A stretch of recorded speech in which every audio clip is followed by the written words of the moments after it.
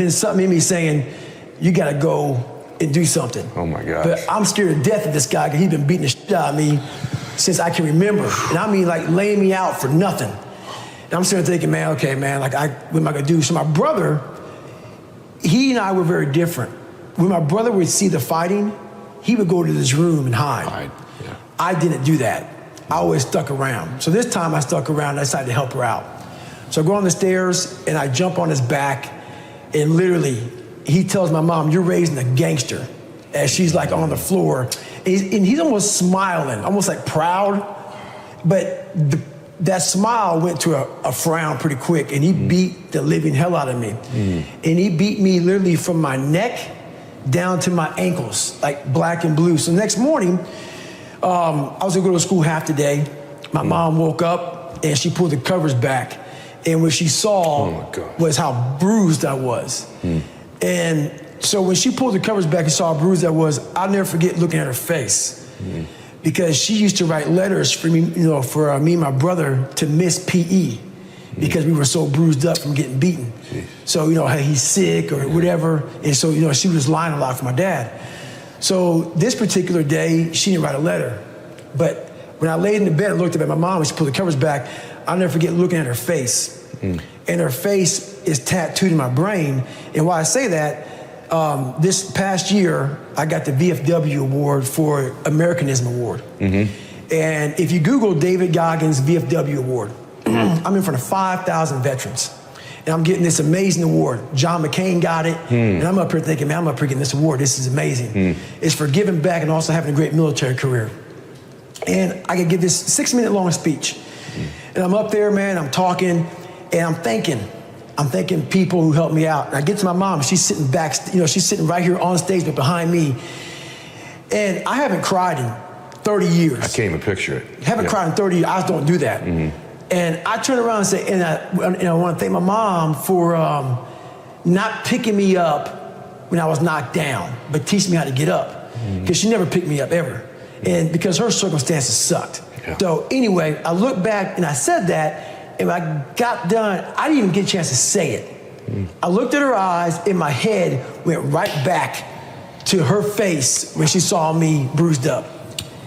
And that f***ed me up. And for 58 seconds, look at the video, and you'll see me, my head's down, and I'm sobbing. Wow.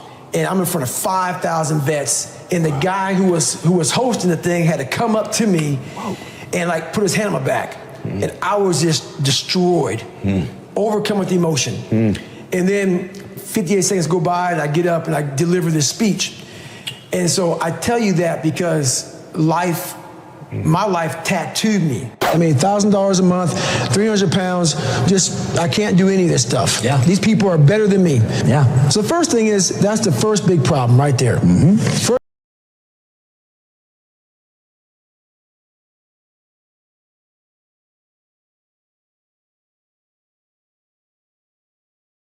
Motherfucker, for any reason, because he's great. And you're lazy. You're lazy. He makes you feel like shit every single day. That's where it comes from. You have to know where shit comes from to be able to solve it. I honestly want to be considered one of the hardest men to walk the planet Earth in the history of the world. And what I mean by hard, I'm not talking about the guy who does the most pull-ups, the most sit-ups, runs the most. Just a person who's able to overcome any adversity in front of them, to figure out a way. Hardness isn't about all this physical shit, man. Yeah, it helped me get to where I'm at. But all I was doing in the whole process, the process wasn't to be ripped, it wasn't to walk around with my shirt off. That wasn't it. I knew through the physical challenges, through the physical suffering, my mind was getting stronger. I was literally doing that for a reason. I had a weak mind. All the rest just happened to come with it. I was trying to strengthen the mind to handle all the judgment that's passed on me, perceived and not. Sometimes you make it up in your own head. I just want to be able to handle all of that, everything, physical, mental.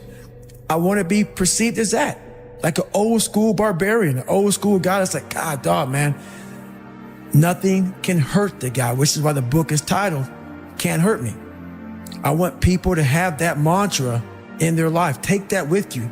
Take it everywhere you go in life. And if you believe that and you work towards that, callous in your mind, strengthen yourself, can't hurt me is strong. In any situation, like when I was in Buzz, they beat the shit out of you. I'd be the first one to get up and say, can't hurt me, motherfucker. And they were beating the hell out of me. But you say that enough to you. False motivation becomes fucking real motivation after a while. I realized is I'm not a cookie cutter type of guy. Right. I'm not here to take your money. I'm here to help you. If you're coming in to work with a guy like me, who knows that you have to have thick skin to get better, you have to call yourself out. If you're fat and you're fucked up, I want to hear that. I don't want to hear you tap dancing around shit. So I don't take on many clients because when you work with me, we're going to get to the root of the fucking problem. And a lot of people don't want to go there. They don't want to talk about their childhood. They don't want to talk about their past. They want to get to the root of the problem, and then they go, why am I not getting better? Because there's a lot of shit in there you haven't dealt with, brother. You know, people go to the gym, like for instance, going through any kind of special operations school. These people go to the gym, they get big, they get jacked, they can run fast, all that shit. But the only thing they're doing is they're coding over the mind. All you're doing is building a bigger, stronger quitter. Your mind hasn't gotten any stronger because you haven't gone back in there and dealt with shit. So the second adversity comes, you're like, my God, I'm so fucking fit. What's wrong? Your mind is still soft. So I work on the mind. It's hard for me to respect people who are able to come into that world and leave. Sure. This is a fucking lifestyle, man. Like, and people wonder, why am I not achieving more? It's because all of us, once we achieve something, we celebrate for a long years fucking time. And we wonder, why don't I have drive anymore? Where's it all at? If you don't develop a routine of suffering, and suffering is not like go out and kill yourself every day. It's being uncomfortable. Yeah. That keeps you hungry every day. If you live in your victories for so long and say, I'm going to go challenge myself for 30 days or for 2 weeks or run this one marathon. And it ends, I did one marathon. Okay. That's why it leaves you. It leaves you because you haven't set up the next obstacle. Obstacles is how you grow. You must continue to have friction. Friction is where growth is at. With no friction, there's no growth. Make up your own mission statement. What do you want to be in life? And once you do that, now you can work with somebody to get better. You can work with yourself to get better. But until you know what you want to stand for, you will always just be sitting down. You'll never stand for anything. But guess what happens? That alarm clock goes off at 4 a.m. to train. I don't want to be a SEAL today. Or I don't want to be whatever today. I'll start tomorrow. And that's the usual pattern of people's lives. That's why I talk about clearing out the mind. Until you really want to do something, you're always going to be a talker. You always going to run your fucking mouth. So if you wake up in the morning and you don't want to do something, you don't care enough about yourself.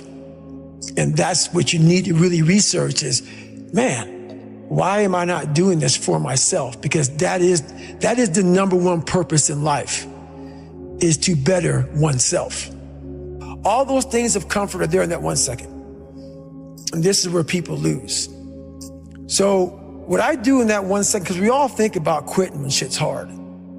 But what you have to do in that 1 second is hard to process information during pain. Because that pain takes over and you can't think rationally. You're thinking about fight or flight, save yourself.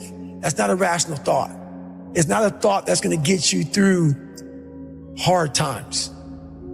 Most people fail that 1 second. So what happens, what I do in that 1 second, and there's a bigger process to all this, but in that 1 second, I physically stayed in that water. Because if I get out of the water, I quit. So I physically stay in the water, but mentally, I'm on the fucking beach with the fucking instructors. And the instructors, it's cold outside, so they got these parkas on. They got their cup of fucking Joe, and they're warm because they've already been through it. So now it's your turn to go through it. So immediately I get back with them. I'm still in the water physically, but mentally I'm back with you. I'm chilling. I got my parka on. And now I'm thinking logically because I'm warm now. Mentally, I'm warm. I've taken that 1 second. Let's not quit yet, Goggins. Let's fucking think about your options. Where are you going to end up if you quit this shit? Where are you going to go? What are you going to say to yourself? Because you know you're going to get warm. The second you get out of this water, you can take a shower and you could be warm. And in 5 days, you could be out. So I start thinking logically.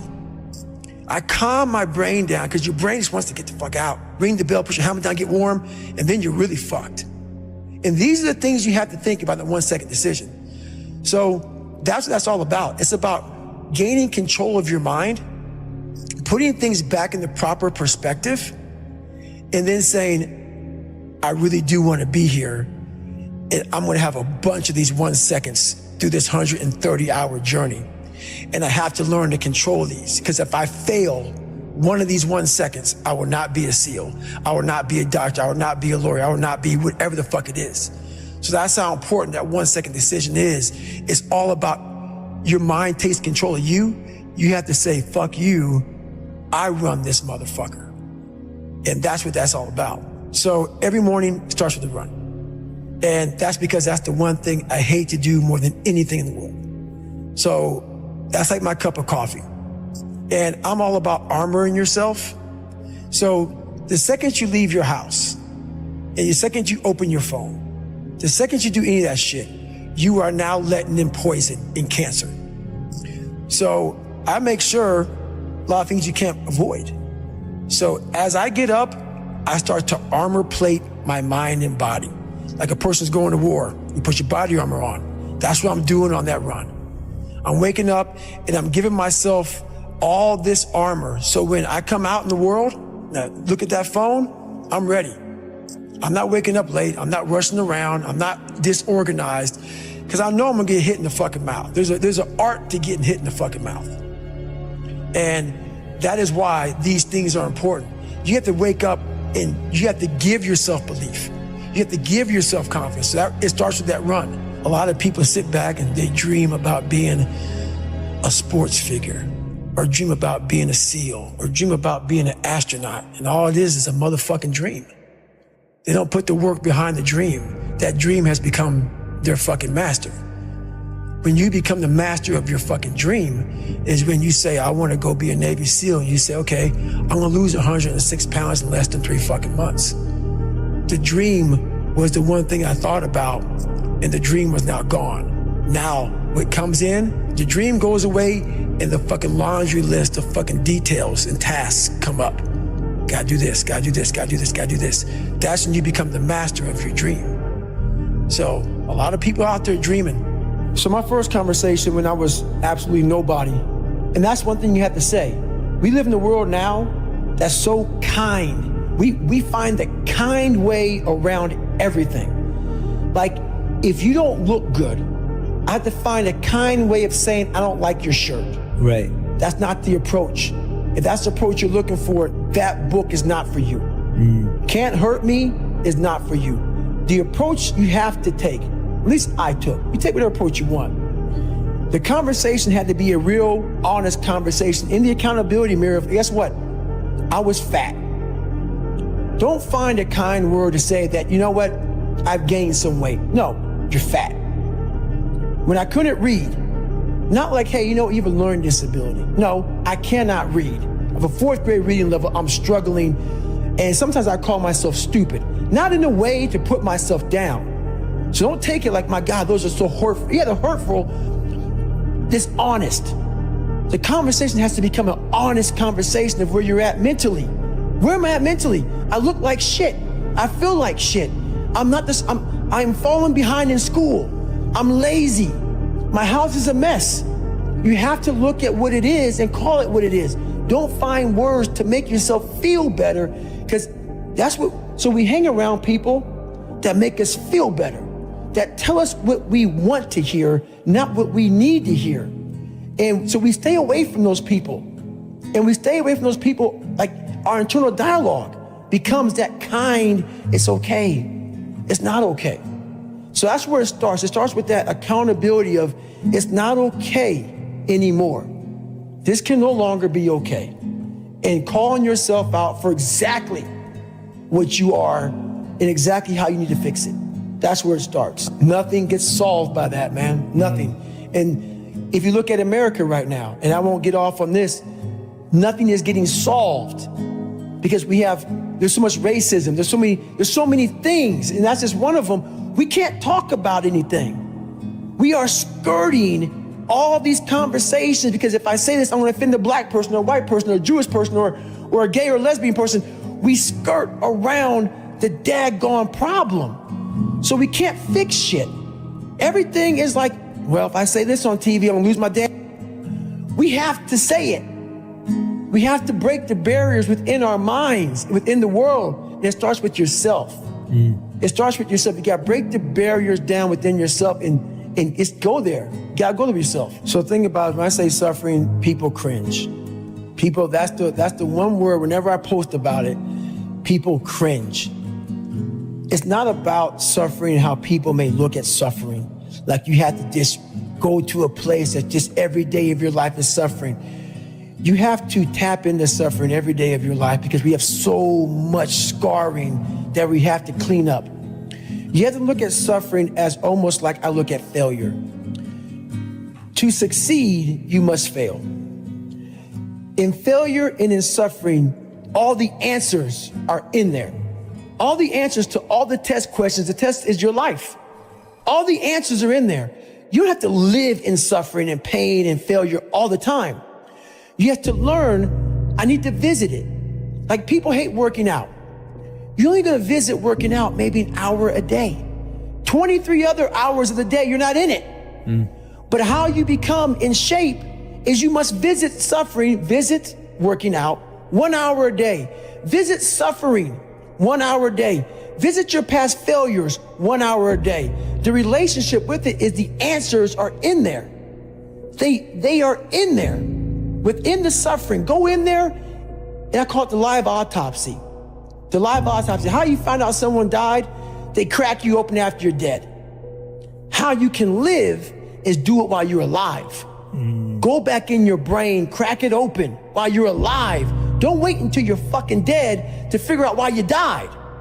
Do it while you are living. Go in there, go into the suffering, go into the pain of your life and say, why did this suck for me so bad? Why am I afraid of all this stuff? Why have I shut down the whole world? I guarantee I'll tell you why you shut down the whole world. It's in these nooks of the suffering within your brain, in the scarring, are all the answers to why you are on the couch feeling sorry for yourself. They lie within the scars. Visit them for at least an hour a day, study them, and then you'll find out more about yourself. You will then grow. So don't look at it as every day I suffer. Go into it an hour a day. Learn from yourself, learn from life, learn from your failures, learn from your insecurities, learn from your self-doubt. Don't just say, I'm afraid to jump off an airplane. What makes you afraid of it? Study it. That's why I studied my mind. Why I became so powerful in the mind is because I realized I was weak. So instead of running away from the mind, I dove into it and said, what is making me weak? Oh, this makes sense. I came from hell. I came from a place that beat me down to nothing, which is why I'm afraid. All this makes sense. So systematically, one by one, I went back and met every single person in my mind, every situation. There's a lot of cookie cutter shit out here in this world. Oh, discipline, wake up early, take a cold shower, fuck this, fuck that, whatever. It's all fucking bullshit. It's not. But what they don't teach you within the cookie cutter is like our minds are like a fucking garage. And the garage, if you open a garage and it's all cluttered up, it's all fucked up, you can't put your car in there. You got fucking boats and you got fucking kids' toys and shit everywhere. But if you organize that fucking garage and you put everything in its rightful spot, you can pull that car in there. You can put 2 cars in there. You can put bikes in there. And that's like with the mind. People talk about discipline and fucking determination and fucking, repetitions and all this shit. Consistency. Why people fall off the wagon so often is because their mind is full of shit. There's no room in that mind for discipline. There's no room for consistency. They may do it once or twice, but then the mind takes over and that cluttered fucking garage comes in. And then it's like a circuit breaker, man. A circuit breaker just overloads and it fucking sparks. And our minds, that's our mind, man. It's like a fucking circuit breaker that has so much shit in it. You keep on loading it. You can't put any more into it. So I talk about it in there, man, so much about clearing space in your fucking mind so then you have room for all those discipline, waking up early, taking those, because they do mean something. But we don't get to that fucking dark matter that is keeping you from clearing out that mental garage. You're looking at fucking, I gotta take care of the kids' schedule's all fucked up, my husband, my wife, you know, I'm going by McDonald's to get this, and I'm rushing my schedule. Everything's just fucked. I wish I was doing this, but I'm doing that. That's it. And that and this. And I want a raise, but I can't get one. That's it. My boss is an asshole. Where's greatness in that, man? Yeah. You can't fit discipline into that. You can't fit structure. You can't fit consistency. You can't fit the grind. And then when you try, it just gets fucking, it gets fucking overrun by the fucking clutter in your fucked up mental garage. People have talent. People have a lot of talent. And this is going beyond your talent.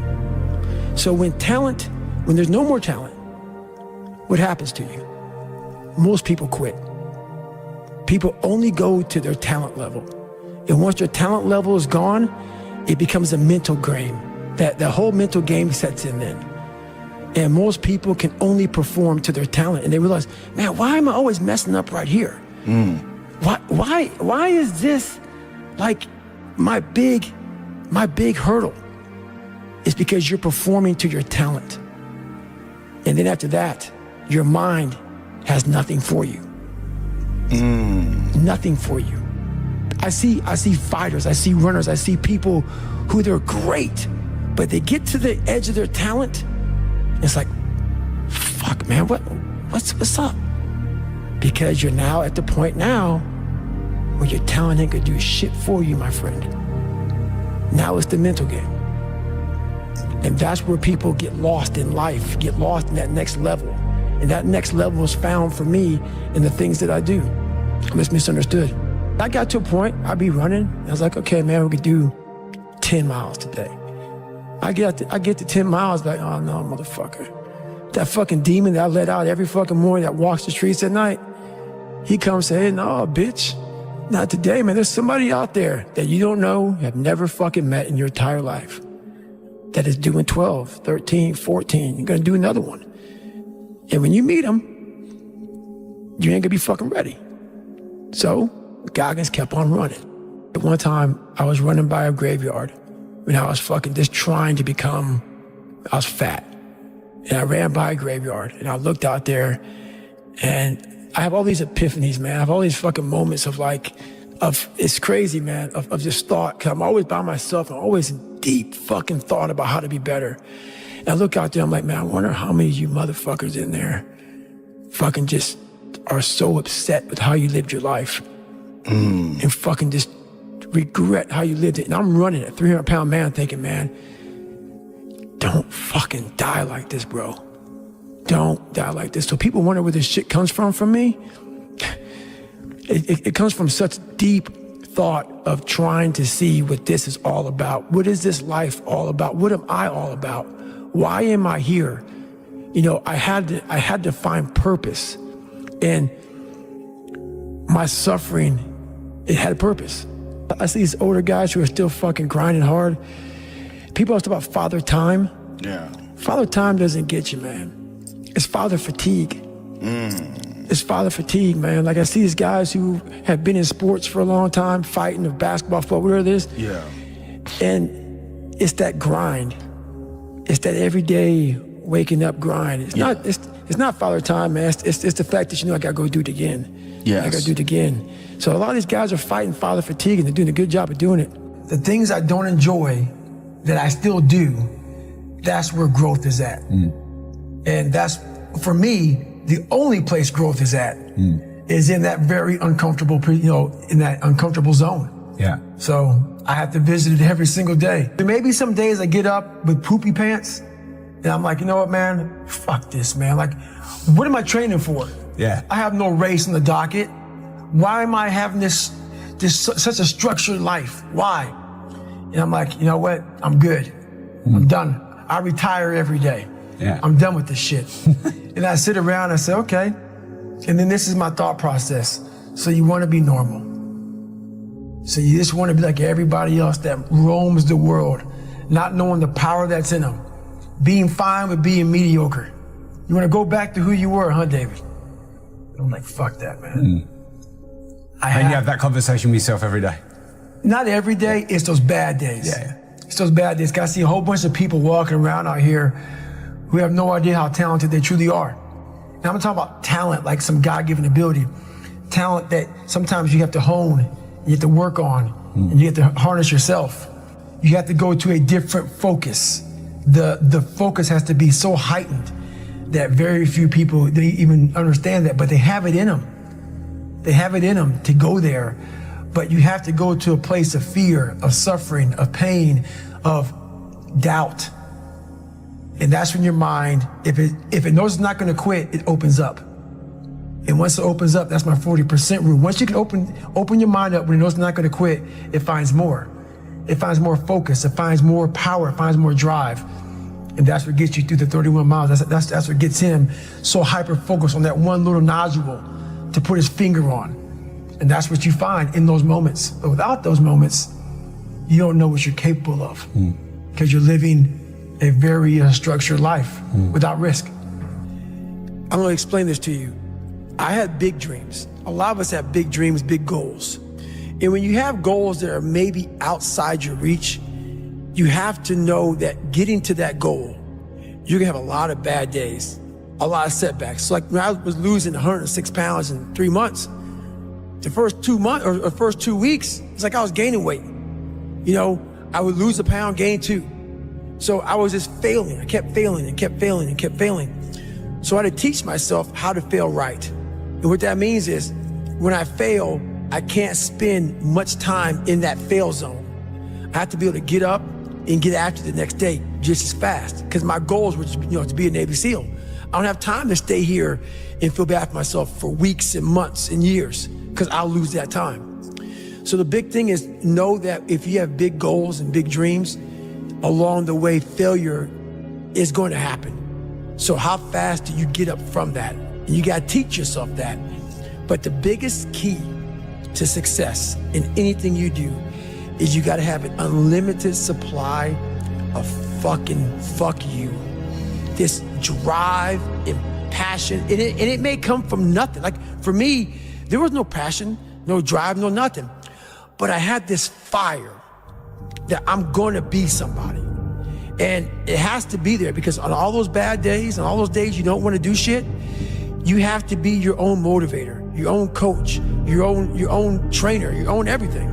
So to do that, you have to come into work, and work is whatever your work may be, ready to go. And what that means is you may have failed miserably yesterday, but you come to work like, people are like, man, you just lost everything. How the hell are you just fucking damn motivated?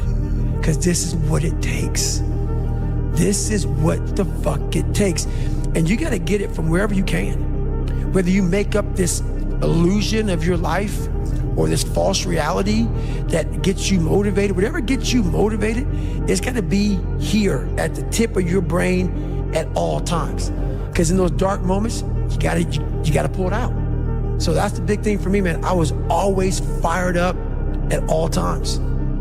There's people in these different, programs that do it for 30 days. Right. And there's a lot of programs that are 30 days. And 30-day programs are good, but it's kind of a hack. Because while they say it takes 3 weeks to develop a habit or it's always this hacky shit. I'm gonna tell you right now, 30 days ain't gonna do shit for you. The permanent, you wanna make it permanent. Permanent, you start talking about a year, 18 months, 2 years, that's a sacrifice. And when you commit yourself to something for a year, you're not gonna say, oh, I'm gonna let that go. Because in your mind, you have it clear as day. That year took a lot out of me. That year built me. That year started to scrape away all that scar tissue, started to clean me up. 30 days doesn't clean shit up. 30 days just kind of covers up, put a blanket over it. It's like putting a rug over it. A year, it cleans you up nicely, man. Whatever your problem is, if you can dedicate yourself for a year to something, you can be a changed person. What it was, my first question was, okay, what are you willing to give up? What are you willing to sacrifice? What are you willing to forgo? Because a lot of people, like this guy came in one time, I was a trainer, and he goes, man, I can stop doing anything but my frappuccinos. I go, fucking leave. Because I'm looking for that person like me. People, it's hard for people to understand how I lost 106 pounds in less than 3 months. I sat down at the table and I said to myself, what are you willing to give up? Everything. And when people come to me with that kind of mindset, I can work with you. When you are willing to strip yourself down to nothing and give everything, that's who I want to work with. Because now I can mold you into exactly who you want to be. When you put these restrictions up, and that's why my first question is, how bad do you want this? If it's as bad as you want to live or breathe or sleep, whatever the hell it may be, I can work with you. But a lot of people, most people don't want it that badly, which is why they always ask the question, man, how did you get to where you are? You know how to do it. You know exactly how to be you or how to be me. You don't want to do it. So I can't make you do it, and nor do I have the time or energy to force you into that place that I know you have to be to do it. There's no luck in this game, man. It may be a little bit of luck, but the luck happens after you bust your ass and you put yourself in that lucky situation. Luck doesn't happen. You put yourself in that situation where luck might fucking happen. And that's what people don't know. But to get there, luck ain't gonna happen. You have to put yourself in that situation, man. They have already put their cap on their success in life. And that's why most people aren't sitting where you're sitting or sitting where I'm sitting. You never capped yourself. You might have, and if you did, you took it off. 100%. People cap themselves. They look at somebody, and because their mind can't imagine it, they then start talking shit. He has to be doing this, or he has to be doing that. There has to be some trick. There has to be some potion. This is bullshit. No, it's because you cannot allow your mind to open up for the possibility of it can be done, which is why you being people are where they are today. Yeah. Because you shackled your mind to have limits. And everybody has a limit, but find it first. And that's the one thing I'll say right now to people listening to this. A real person, a real alpha, a real go-getter, they ain't saying shit about nobody. Correct. That's why you will never, ever hear me dropping somebody's name, running my mouth about somebody. I don't know what you went through. I don't know what you're going through. I didn't wear the shoes you wore when you were a kid. I didn't grow up in your fucked up house. I didn't have your fucked up family. I don't know shit about you. So guess what I do? Shut the fuck up. Because real men don't say shit. Because first of all, we're too busy trying to grind and be better. Correct. Second of all, unless we know what we know, we shut our fucking mouths. But nowadays, there's not many real men who live by that creed of like, you know, if you're on social media running your fucking mouth and shit, you're just a bitch. Correct. You're honestly, and that's not me trying to be some after school special shit. You really are a bitch. Real men ain't doing it. Real men don't care about that gossipy bullshit. Get to work, man. Right. That's it. So the mind has a governor, like a car. If you're driving a car and the car has a governor on it, the car may say 130 miles an hour, but the governor's set for 91. Once that governor sets in, you get to 91, that car starts doing this. The car wants to go. The car wants to go, but that fucking factory said, we're not going past 91. We have a factory, a nice governor in our brain, and it's a survival mechanism. It protects us from pain and suffering. The second we feel that shit, our mind says, oh no, this isn't fun. We should back off. We should sit down, find something more comfortable. And there's something about the mind the mind has the tactical advantage over you at all times. At all times of your life, the mind has a tactical advantage over you. Why is that? It knows what you're afraid of. It knows your insecurities. It knows your deep, dark lies. And it starts to push you away from that shit.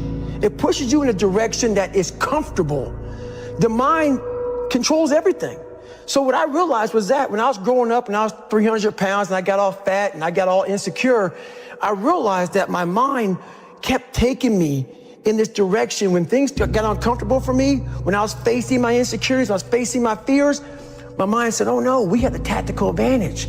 We need to get you, separate you from this feeling over your life. It's all about feelings. We want the happy feeling. We don't want that feeling of this sucks. Why am I here? And you don't have any, so you can't answer those questions, so you leave. I started realizing that if in that moment, you can answer those fucked up questions and you are now in charge of your brain versus your brain ruling you, that's where all that stuff comes from. So the 40% rule is all of that. You get to 40%, your brain says, we're done. Let's roll, man. This is starting to get painful. This is uncomfortable. So you sit down.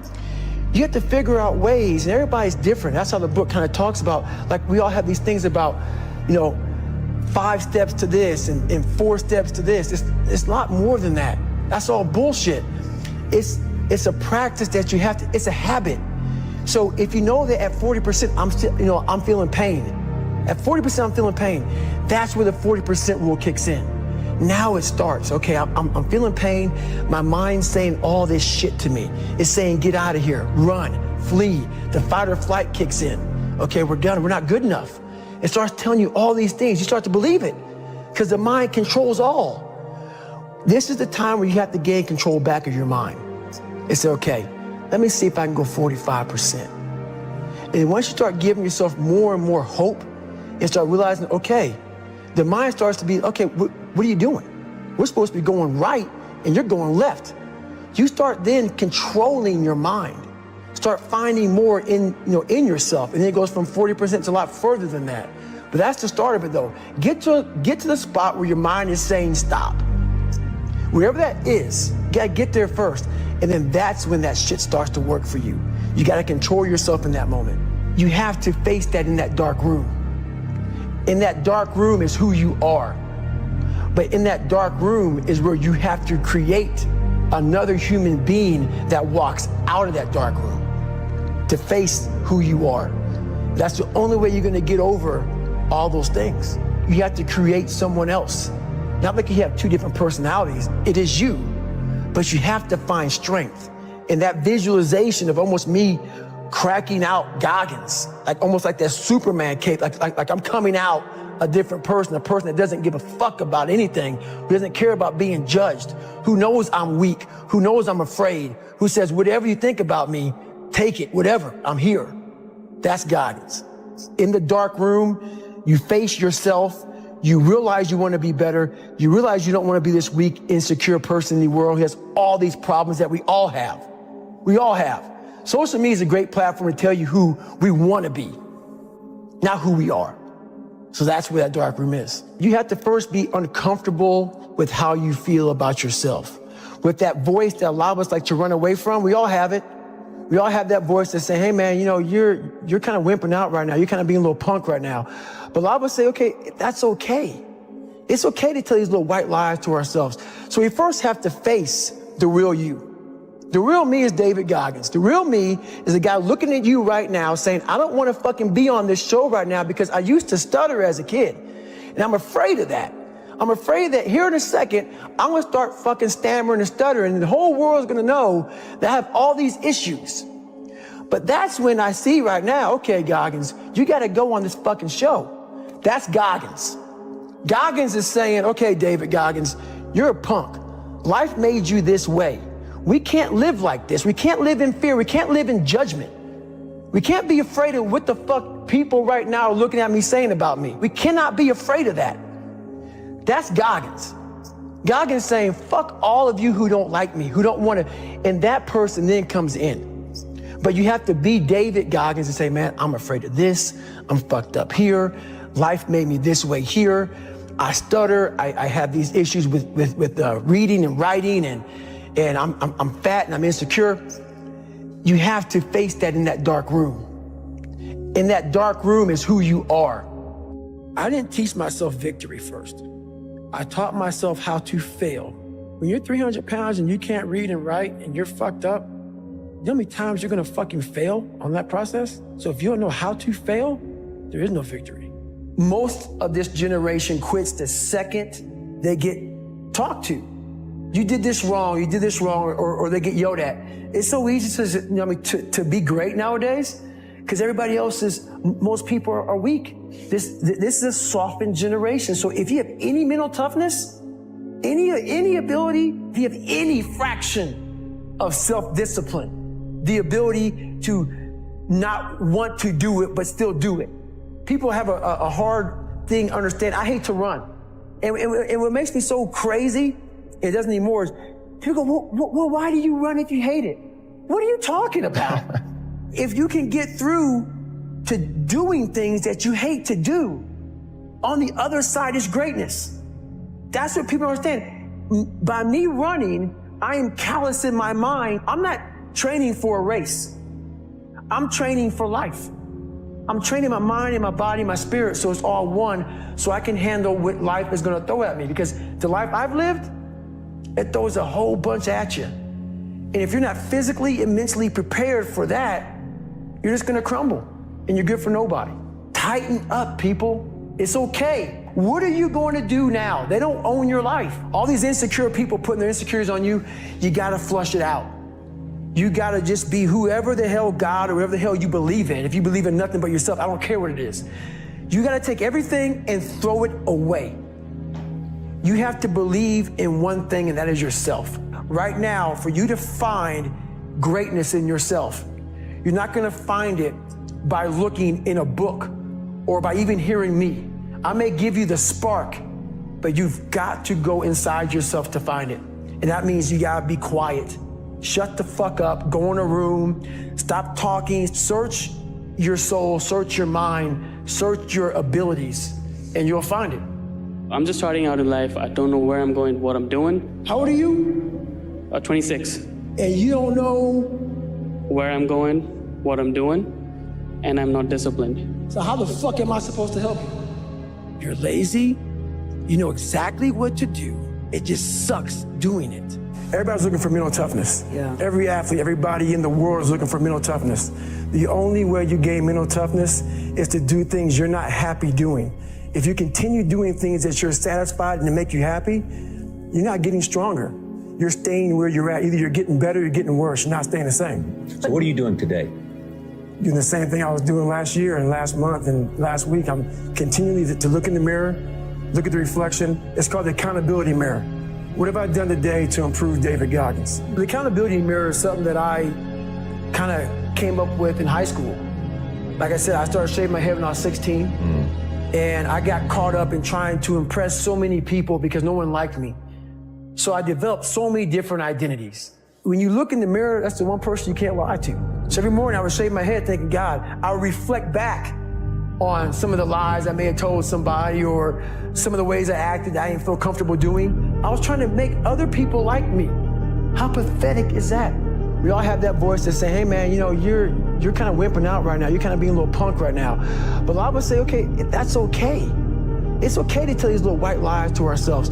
So we first have to face the real you. The real me is David Goggins. The real me is the guy looking at you right now saying, I don't want to fucking be on this show right now because I used to stutter as a kid and I'm afraid of that. But that's when I see right now, okay, Goggins, you got to go on this fucking show. That's Goggins. Goggins is saying, okay, David Goggins, you're a punk. Life made you this way. We can't live like this. We can't live in fear. We can't live in judgment. We can't be afraid of what the fuck people right now are looking at me saying about me. You have to face that in that dark room. That's the only way you're gonna get over all those things. You have to create someone else. Human beings wanna show you the best side, and they wanna hide the worst side. For me, I'm gonna teach you how to be vulnerable, because that's the only way you fix yourself. Let's say it's a man up there or a woman, whatever, and they have a chart. And when you're born, they say David Goggins. They write the chart down because they can see everything. They know exactly where you're fucking supposed to be. You die, you go to so-called heaven. You arrive at heaven, I'm 300 pounds. I go up there and God looks at me and he shows me my chart. And my chart on there says you were supposed to be a Navy SEAL. You're supposed to weigh 185 pounds. I was supposed to live that life. And then you find out that the reason why, because we all think that if we pray on it, if we do this, if we do that, whatever, if we don't work, we just, whatever, it's gonna magically happen for us. I believe that when I'm all said and done with, my whole job is to outwork the chart. Whatever the fucking chart says about me, the all-knowing power up there, I want to get up there and say, him look at me and say, I know everything. I didn't fucking see this. I want to feel that. I want to get to the other end of this fucking world, and however I'm being judged, whoever's judging me, to look at me and say, I did not fucking know. I had you at 185, I had you at this, but all this other shit, I was riding as you were living it. I want to find more, all I can. And in that fucking sack of shit, you have to dive in that to find more. Because if you're not willing to go in there and face yourself, you're not gonna find anything. It's so easy to be great nowadays, my friend, because most people are weak. Most people don't want to go to that extra mile. Most people don't want to find that extra because it sucks. It's miserable. It's lonely. Do things you hate to do. Be uncomfortable every fucking day of your life. Roger that. I'm not the smartest kid in the world. Instead of somebody saying, oh no, you're smart. No, don't say that to yourself. I said to myself, no, I'm a dumb motherfucker. Okay, roger that. How you get smarter? Educate yourself. So the things that we run from the truth. So the only way I became successful was going towards the truth. As painful and as brutal as it is, it changed me. It allowed me to become, in my own right, who I am today. I believe that most human beings are only living at about 40% of their capability. Yo, who's gonna carry the boats and the logs?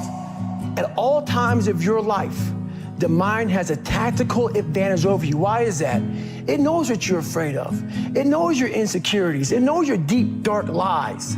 And it starts to push you away from that shit. You talk about that you were kind of, lonely by yourself. I was the same way. And that used to hurt me growing up. Now I fucking thrive in that shit. That's the only place to be. Something in you has to wake up. And usually the only person that can wake it up is you. But if you don't have a little flame, just barely, you're done. I can't light it for you. And that's the harsh reality of this life that I want to get across so fucking bad. You can watch me, you can watch you, you can watch Rogan and Cameron Haynes, all these motherfuckers. You can go to Tony Robinson's fucking bullshit, all this shit. If you could keep going back and keep spending money and spending money and spending money with no results, you can wonder, wow, maybe let me go try out David Goggins. He ain't gonna fucking help you. You have to explore, examine the insides of yourself. And what do you really want out of life? You have to envision something that is more powerful than you. Something has to get you out of bed. And you have to create it. It has to be false. Because you're not it. You're a fat piece of shit. And that's the reality of it. So you have to create a false reality to live in that just to get to work on yourself. That's the reality. Make up your own mission statement. What do you want to be in life? And once you do that, now you can work with somebody to get better. You can work with yourself to get better.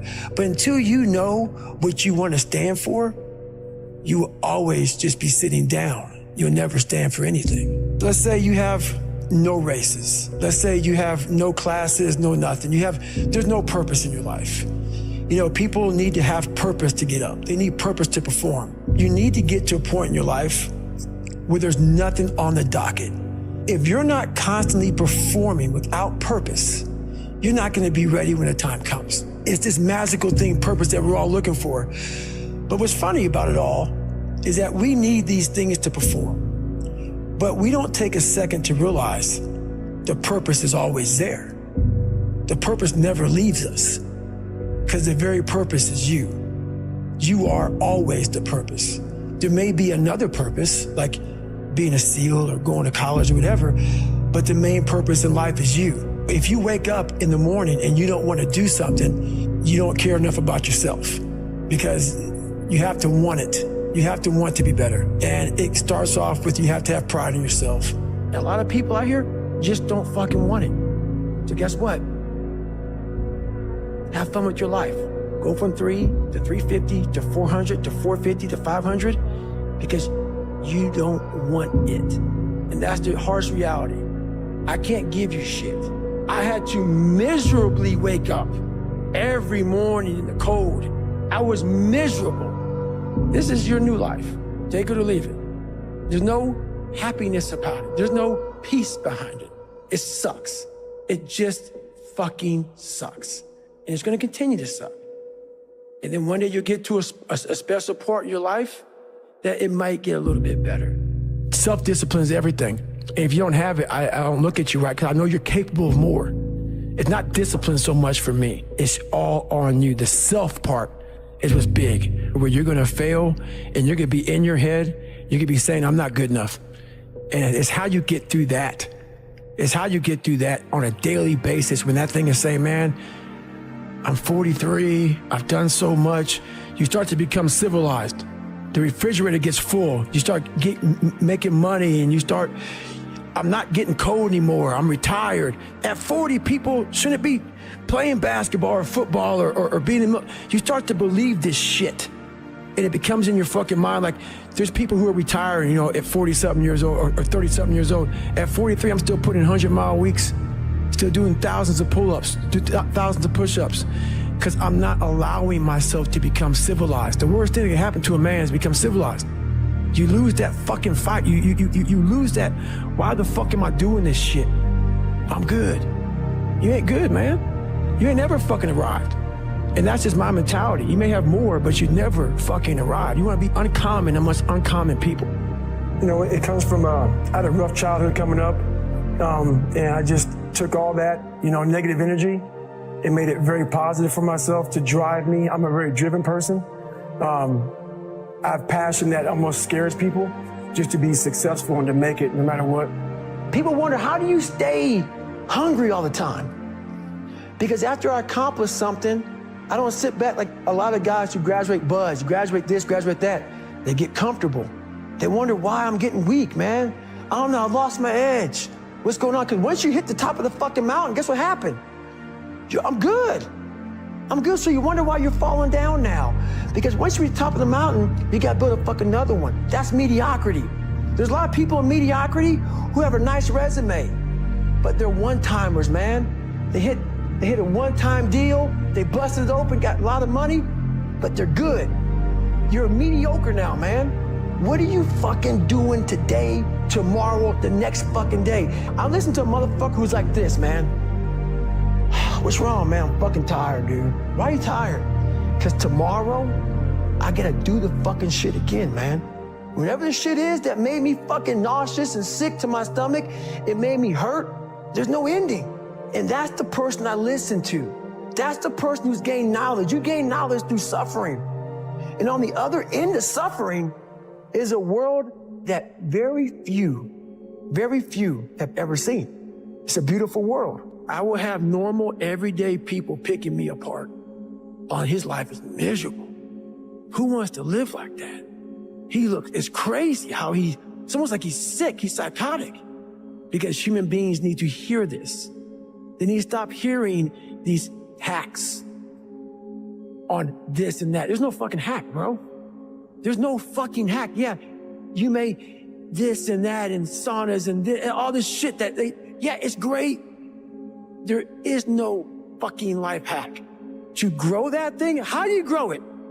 Do it, and do it, and do it, and do it. That's the hack. Let me teach you the real life, how it really is. The reason why you're a loser, and the reason why you're not fucking making it, and the reason why you're trying to go through I go to all these fucking conventions, speak all the fucking time. I look in the fucking audience, and these people sign up fucking every year to go to a convention, thinking they're gonna learn something fucking different. What brings me joy and happiness is knowing how beautiful the mind is, and I'm one of the few people that didn't read about it, didn't experience it through some drug. I got to experience the beauty of true fucking willpower. True, fuck you, I'm gonna fail, I'm gonna fucking fail, and I will succeed. Just me talking about that gives me a feeling, I know what I did, and I don't need to travel somewhere or to have this or have that. I have it all here in my mind. And that is, when you finally get to that point for me, it's forever lasting peace. I could die right now on this show, and I'll be happy, man. Sometimes life can really hijack your fucking mind. When that happens to you, you're all fucked up. Your goals, your ambitions, everything's out the fucking window. In life, we all go through different things. Sometimes your girlfriend or boyfriend breaks up with you. Guess what? Get the fuck over it. Maybe you failed a test in school. You worked your ass off. Guess what? You failed the fucking test. Get over it. Move past it. Learn to not let life hijack your brain. At work, you've been working your ass off for that new promotion. You don't fucking get it. Someone else does. Maybe they kiss better ass than you do. Guess what? Get over it. Life will hijack your mind if you let it. Don't allow all these things to make you a lesser person. You must own your mind. Don't let life own yours. Get after it, stay hard. If you pan it down here, you see it's about 3 o'clock in the morning and there's not a car or a person in sight. People want to know where I find my strength at, where I get my strength. I get it from a lot of places, but right now, this morning, I'm getting it from, there's not a motherfucker that's up. There's not a car, there's not a person. Everybody's in their bed, sleep, dreading that it's a Monday, hate it's a Monday. And I'm loving it. I'm loving that. Where everybody's getting weaker, I'm getting stronger. It's not about the running, the swimming, the push-ups, the sit-ups. It's about what those things do for your mentality. You don't get better on the daggone couch. You get better by coming out here and getting the fuck after it every daggone day. Stay hard. Every morning, every day of our lives, we have choices to make. You have the choice to stay in bed, to say, forget it, I'm not gonna work out today, or forget it, I'm not gonna work hard today. You always have a choice every single day of your life. So yesterday, I made the choice to get up early and run, but today's another day that I'm faced with another choice to make. So I'm making the choice again to put my shoes on early in the morning and get after it again. So make the right decision. I want you to realize that this world, life, is one big head game. And once you learn to play the motherfucking head game, it's no longer a game anymore at all. You can start living your life. I've saw myself as the weakest human being on the planet. And I wanted to transform that into the hardest man God ever created. Who's gonna carry the boats? When you go to war with yourself, you find a lot of peace because you know exactly who you are. When you quit, your mind says, we're done. So it doesn't expand. There's no expansion when you quit. Your mind takes control of you. You have to say, fuck you, I run this motherfucker. You gotta tell your brain where you wanna go and how you wanna go and how you wanna get there. Stay fucking hard. That warrior mentality that I'm so proud of, I wasn't born with it. I was not always this strong guy you see. I went through a lot of hard times in my life to get here today. What changed me was I had to be hard on myself. And I have to continue to grind myself into a fine dust. The only way I could find myself was through putting myself through the worst thing possible. I was a scared, uneducated kid who stuttered, and I had to look at myself in the mirror and hold myself accountable for who I wasn't and who I wanted to be. Nothing was coming back to save me, so I realized I had to save myself. You gain knowledge through suffering, and on the other end of suffering is a world that very few have ever seen. It's a beautiful world, because that's where you find yourself. You gotta go into that hellhole of life that you have that fucked you up and fix it. And that's what I'm here to do. It's a hard journey. It's a real journey. It's a journey that's gonna take you way outside of being comfortable. We all look for toughness. We all want it, but we look for it in a comfortable environment. You will not find toughness in a comfortable environment. You gotta do your best work when you're least motivated. So those days you don't want to do it, guess what you gotta do? You gotta suck it the f up and do it. You have got to suffer to grow. To grow, you must suffer. You have to build a person that can withstand the pressures of whatever they're going to be dealing with in life. Because this world we live in is tough. It's tough. It will beat you down. The world and the life that we live in is the ultimate competitor. You have got to suffer to grow. To grow, you must suffer. The mind has the tactical advantage over you at all times. At all times of your life, the mind has a tactical advantage over you. Why is that? It knows what you're afraid of. It knows your insecurities. It knows your deep, dark lies. And it starts to push you away from that shit. It pushes you in a direction that is comfortable. Your mind takes control of you. You have to say, you, I run this motherfucker. When that alarm clock goes off at 4 or 5 in the morning, your mind says no. You just say, this is what we do. It's what we do now. Because to get to where you want to go, the amount of pain involved, I'm not saying physical, I'm not saying you got to break yourself off. The amount of mental pain of how many times you're going to have to do something that you don't want to do to get to where you want to go. There's going to be more times you do something that you don't want to do than you are going to want to do it. That's your new norm. That's your new norm. And then once you do this over and over and over again, it becomes like breathing. I don't want to live this lifestyle, but to get to the other side of this, I have to.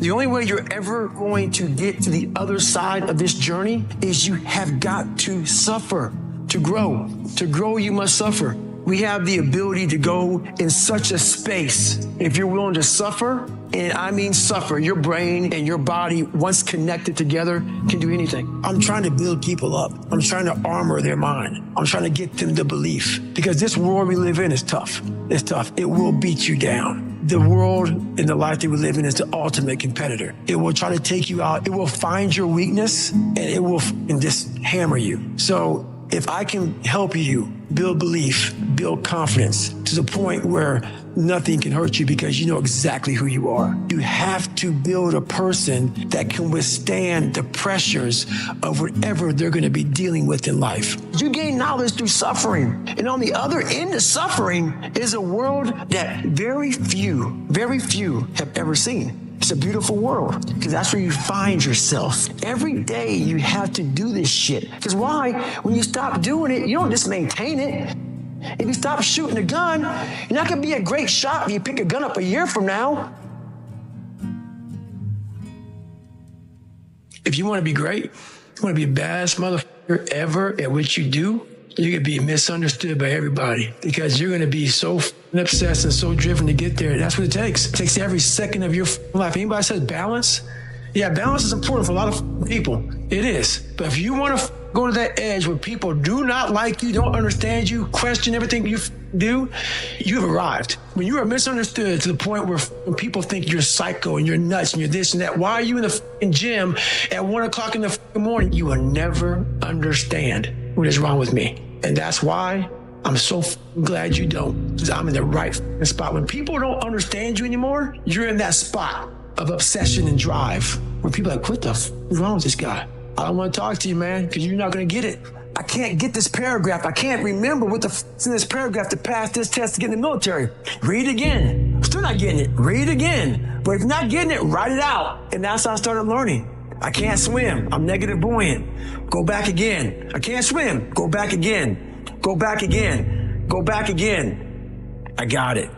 I realize if I keep going back and going back and going back until the shit just becomes, your mind will say, okay, we're going to figure it out because he is not going to stop. It's not like, I'm going to try one more time. No, it's just like alarm clock goes off, boop, we're going back. I can't read right, we're going back. I gave myself no way out and my mind realized that. They said, okay, we're going to adapt and overcome now. A lot of us want to find peace first. So people say, man, you always talk about this suffering and pain and shit. I'm at peace right now because I went through that, right? You don't find peace first. If you do, Merry Christmas, more power to you. I found peace on the opposite end of finding myself. And no one really finds himself without going through trials, tribulations, suffering, accountability. And accountability is suffering. Being accountable every day for doing right for yourself, for the people next to you, it's miserable. One thing we don't do is we don't have a new norm. My new norm is you get up every morning at 4 o'clock and you suffer. This is your new norm. That became my new life. Most people want to get out of it. I said, no, motherfucker, this is your new life. This is who you are. Your new norm is you wake up and you suffer. And I started realizing if that's my mentality, this shit ain't hard anymore. Not getting civilized is about having a savage mentality. It's a comfortable world. A lot of us say, you know, like for instance, I see these athletes right now who retire. You know, I'm 38, you know, I'm 39. I did 20 years at the top of my game, and I'm chilling out now. You see them a year later and how they look. What the hell just happened to you? What the hell? You're one of the greatest athletes of all time. Kids looked up to you. Women, men of all ages looked up to you. And they hit the pinnacle where it's time to retire, and their mind says, I'm civilized. The worst thing that could ever happen to any human being is they become civilized. It's that total accountability. Like even when you retire, there's a mother looking at me and judging me right now, man. I was the baddest person to ever live. Doesn't go away, man. You gotta wake up. Even though you retired, you never retired. You're setting the example every single day of your life. And being civilized feels so good. I'm sorry, man. Once you get to the top, you may retire, but you ain't never coming back home, man, because now you're judged. People see you falling off. You wanna be that guy who knows I may be retired from the sport or from whatever I did, but I'll be damned if you ever see me looking like shit. Feeling like shit, not arriving. People, I've arrived mentality. You're always setting the example. Civilization feels so good. These comfortable feelings are what people want. They want retirement. They want that. They need that. It's a yearning feeling. I want it too. People love putting a label on me about, my God, man, you're just wired different. Not wired different, dude. I'm thinking right now, after I got past my stuttering thing, now I'm on a roll, I'm good now. You know what I'm thinking about right now? I gotta wake up tomorrow and do the same shit again. I gotta leave this interview and go stretch out for 2.5 hours. I hate that shit. But guess what it does though? I'm constantly callousing over my victim's mentality that I once had growing up. Every day you have to do this shit. The only way to keep from getting rusty is to constantly owe that motherfucking machine. The machine is this. You gotta keep challenging it every day. How do I do it? How am I able to do what I do on a daily basis? You know, how do I fight the demons? Because they hear me speak and I'm very raw and real. How do you fight my insecurities? All these things. And they're there every day. They're there every day. I'm in search for a feeling. I'm not in search for a trophy. I'm not in search for love. I'm not in search for more followers on Instagram or social media. When I started this journey years ago and I realized that I'm going to be somebody and I'm searching for a feeling of true victory for myself and only myself. The second I shut out the whole world and realized that one thing, that I am in this world alone. I'm fighting in this race by myself. Yeah, I'm all about people, I'm all about team, I'm all about that shit. But I'm really all about right now and in my life, no one knows the real truth about me, how hard I really go. I don't care if anybody knows. I don't want anybody to know. I'm an introvert. I live an introverted life. And I love that about me. That right there is my fuel. Is I know that there's really no one out there grinding like me. And if they are, so be it. If I know about you, I'll make sure that I up my game. That's what the mentality is all about. My whole thing is a mentality thing. I view myself as the weakest person on the planet Earth. I was just an insecure, scared kid. And the only way I could find myself was through putting myself through the worst thing possible. My goal in life was to, in my mind, believe I'm the hardest man alive. And that's why the whole thing is can't hurt me. That's what it's about.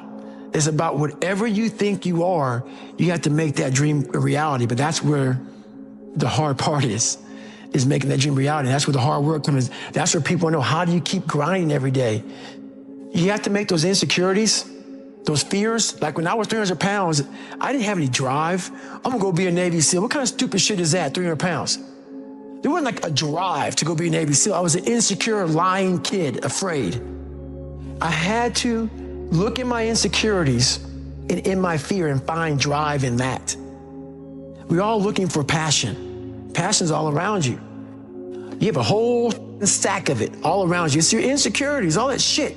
You gotta dive deep in that shit. It's all in there. All the energy and fuel you need is right in yourself. It's all there. You got a lot of stuff to do to overcome. And that's where I found it. I found it right there in my own insecurities. I found drive in my own insecurities. And that's the most powerful thing in the world. When you can find drive in your own doubt, fear, insecurities, you get to face a lot of young man. You got a long journey ahead of you, because you're gonna find out that while your dad did a lot of to you, you're gonna have to make it on your own. Because this world we live in is tough. It's tough. It will beat you down. The world and the life that we live in is the ultimate competitor. The world's tough. The world's tough. It will try to take you out. It will find your weakness and it will just hammer you. So it's time to get back to work. Get back to work. Stop hearing yourself talk. Get off the podcast. Don't be on social media too much. Cut out all the fucking noise. Get back to the fucking mental lab, because that's where the knowledge came from. You need to get to a point in your life where there's nothing that can hurt you, because you know exactly who you are. You've faced your demons. You were able to hear all your past traumas. You were able to listen to them. You're able to say, okay, now I can now talk to people about what I went through. I'm no longer embarrassed. I'm no longer ashamed. Being ashamed is one of the biggest things that kill people nowadays. In their minds, kill them from moving forward. I'm ashamed of myself. Don't ever be ashamed of anything you've done in your life. Face it, fix it, make it better. Everything I need is in my mental lab. Everything. Because I'm in constant study of myself. And I know what needs to be conquered, because I'm constantly going through what I don't like, what I'm not comfortable with. I know, and only I can fix these problems, because I have to face these problems. Unchosen suffering is going to happen, right? So the only thing that you can do is have some chosen suffering to prepare for it. It's the only thing you can do. That's the only thing you can practice for the unchosen suffering, is have chosen suffering. Do something that sucks every day. I'm not trying to send a message of run 200 miles, be the baddest motherfucker in the world, but be tough. You better have a part about you that's tough, a part about you that can break down situations and get better. And break down situations very quickly within some trauma in your life, some devastation in your life, because it's gonna come. The devastation, the trauma is gonna come, and you can't allow that to become a Jersey barrier. It can't be a Jersey barrier. It has to be something that you can maneuver through very quickly and move forward. That takes a lot of toughness. A lot of people, when you die, they figure out why you died. They figure out how you died in the autopsy. But we never do a live autopsy to figure out why we're dying while we are alive. And I was dying. I was living every day, but I was really dead. And so I figured it out. And once I figured it out, I was able to reborn. I was able to be reborn. You must take this knowledge that you learn from all this shit is knowledge. So I'm just trying to give people that strength to go in the archives of your life. Because while you're probably fucked up, there's probably something happened to you in your life. Go through the archives, dig it up, study it, and then use it for yourself. That's the main purpose for me right now. You need to be better here. You need to be better here. You need to overcome this, overcome that. And people need to have purpose to get up. They need purpose to perform. You need to get to a point in your life where there's nothing on the docket. There's no 5K. There's no, I'm going to get into school to be this or that, and still perform to the highest level. Because what people don't get is one day that thing's gonna come up. And if you're not constantly performing without purpose, you're not gonna be ready when the time comes. It's this magical thing, purpose, that we're all looking for. But what's funny about it all is that we need these things to perform, but we don't take a second to realize the purpose is always there. The purpose never leaves us, because the very purpose is you. You are always the purpose. There may be another purpose, like being a SEAL or going to college or whatever, but the main purpose in life is you. So if you wake up in the morning and you don't want to do something, you don't care enough about yourself. And that's what you need to really research is, why am I not doing this for myself? Because that is the number one purpose in life, is to better oneself. So that's the only purpose I need. So the reason I get up every day, even though there's no race or there's no school, there's nothing in front of me, is because I have pride in myself. I was born David Goggins. David Goggins wasn't good enough.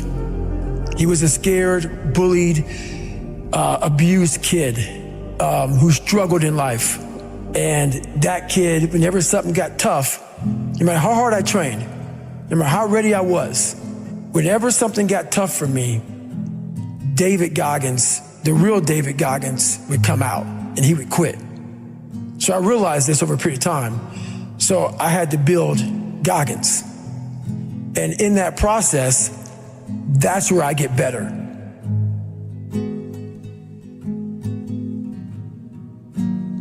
I get better when I'm digging holes in the ground, when I'm waking up early knowing I don't have to do these things.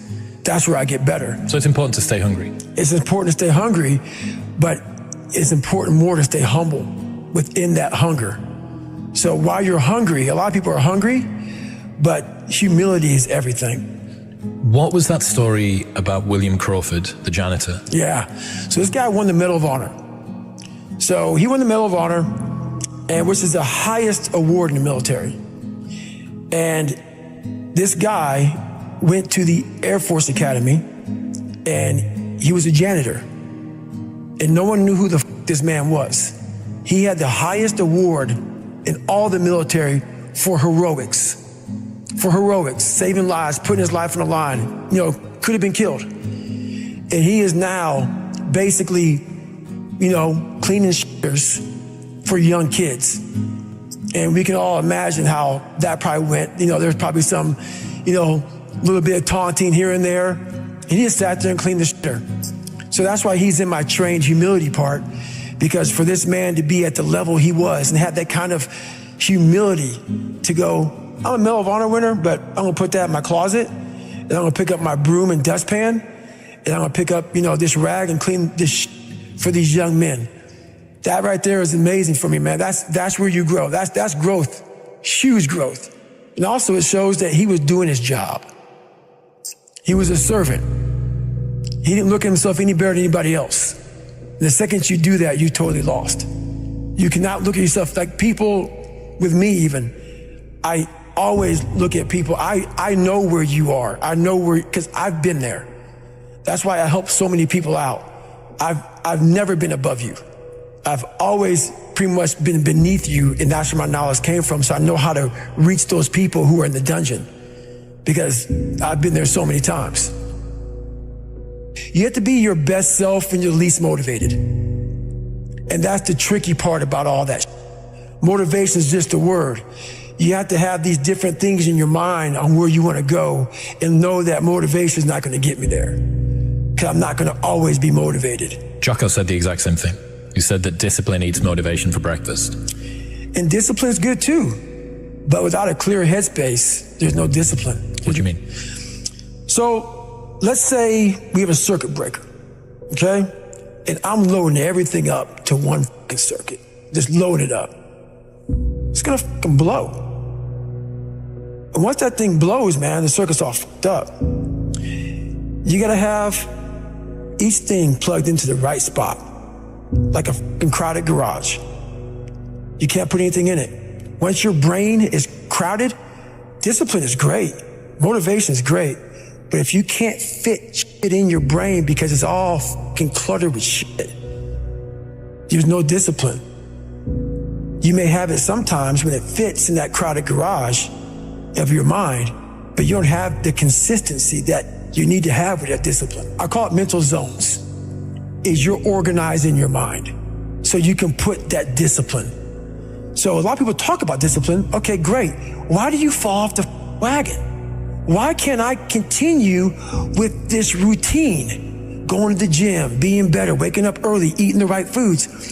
It's because maybe it's your kids, maybe it's your wife, maybe it's your job, and it's all just stuffed in your fucking brain. You don't have it compartmentalized and organized in these nice shelves. A lot of people whose brain, hey, where's my dumbbells? Let me look. They're fucking throwing shit, they're looking through totes, they're all fucked up. So where am I gonna put discipline in that mind if I can't find other shit? You gotta be able to find all these different things in your mind. Oh, I can put discipline right there. If your life is not organized, and your life being everything around you, because it takes one little piece of an outside interference to clutter your whole mind. Your mind has to always be clear. That's why I meditate 2 hours every single night, because I refresh, I reorganize the garage, which is my mind, every night. So then discipline's in there, organization, everything is in this right spot. I'm waking up and I'm giving myself all this armor. So when I come out in the world, I'm ready. I'm not waking up late. I'm not rushing around. I'm not disorganized. So when I wake up, I'm ready to go. Why is the truth so important? You have to have the truth to have a starting point. And your true self is found in that very uncomfortable zone. We all look for toughness. We all want it. But we look for it in a comfortable environment. You will not find toughness in a comfortable environment.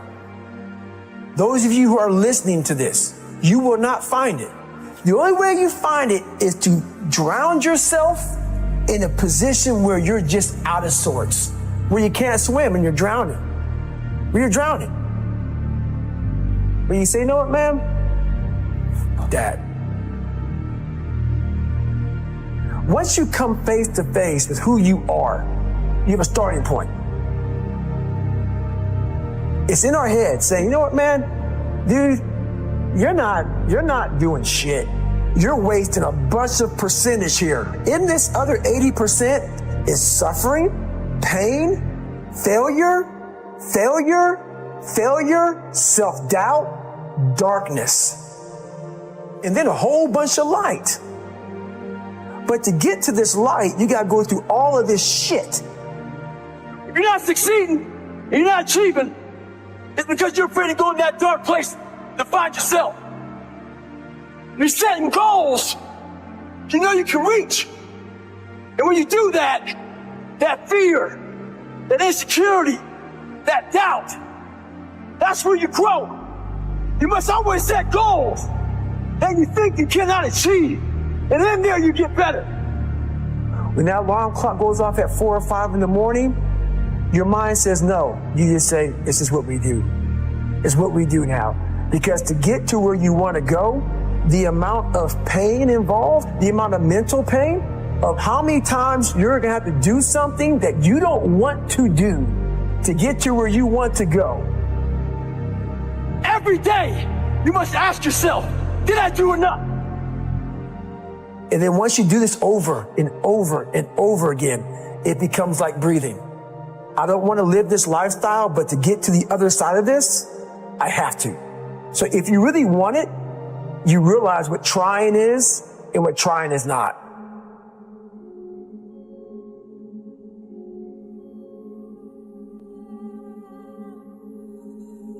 Your brain is the most powerful weapon in the world. Once you put away your phones and your computers and all that shit we have nowadays, your brain is the only thing you have when you're going through depression, when you're going through hard times, when you're going through death, real life shit. You can't Google that shit, man. You're alone You're alone. You may have a shrink you're going to. You may have a best friend you're going to. But there's 24 hours in the day where you're alone in this brain. And your brain is talking to you in all kind of ways. And it wants to control you and pull you in these different pockets. If you can't control your own brain and your brain controls you, you're fucked. You got to tell your brain where you want to go and how you want to go and how you want to get there. You got to control it. If not, it's over. It's over. All I knew back then was hard work. You got to work hard. You got to work hard. I can't get this paragraph. I can't remember what the fuck's in this paragraph to pass this test to get in the military. Read again. Still not getting it. Read again. But if not getting it, write it out. And that's how I started learning.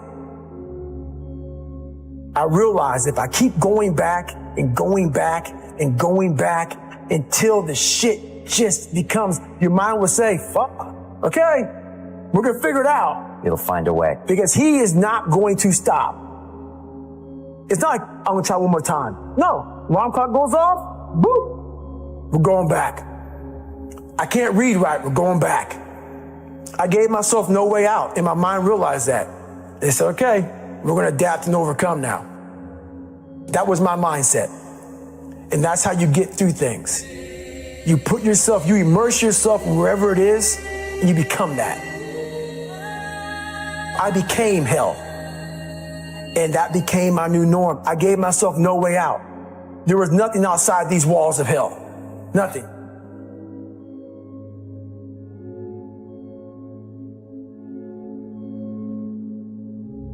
I watched this segment on TV about these guys going through Navy SEAL training. And I couldn't even, I wasn't a great swimmer. I was afraid of the water, all this crap, man. I saw these guys just quitting. But at the very end, it says 22 guys. This commanding officer's up there and he gives this great speech. So I started visualizing me being the 23rd guy, sitting there with these guys. I said, man, if I could feel that, that would change my life. And what was that feeling you wanted so bad? Respect? Accomplishment? No, victory. I wanted to win. Not like beat somebody else. It wasn't about that. I just wanted to go the distance. Everything in my life, when something got hard, I quit. I had to work harder than you, so I quit. Like, man, if I could just go that distance, that extra mile, to just go, just to finish. I want to finish. I want to feel victory. And victory for me wasn't winning, it was just finishing. So I said, you know what? If I could feel like these guys feel, it would change my life. And literally, I started feeling victory just by putting myself in the battle. I started realizing, man, just by going to war with myself every day and putting these challenges and these goals and these obstacles, these insurmountable obstacles, now we can move from there. If you look at it as, man, I'm broken and I'm still here. And I'm fighting, and I'm going to find a way to get through this because I have no other place to go. It gives you a lot of power. And no one really finds themselves without going through trials, tribulations, suffering, accountability. And accountability is suffering. Being accountable every fucking day for doing right for yourself, for the people next to you, it's miserable. The more I did this, the more I gained confidence. And then the more I gained confidence, the more I realized, fuck these Navy SEALs, man. These guys can't do what I'm doing right now. I had no coach, had no trainer, had no money. I didn't know how to lose weight. I had no knowledge of what I was doing. I was just working. I was just sacrificing. But I would have never found these tools if I didn't put myself in a very uncomfortable place. And your true self is found in that very uncomfortable zone. That's where he came from. He came from all these fucked up obstacles, and now he's there. So everybody goes, how do you do that? You know exactly how to do that.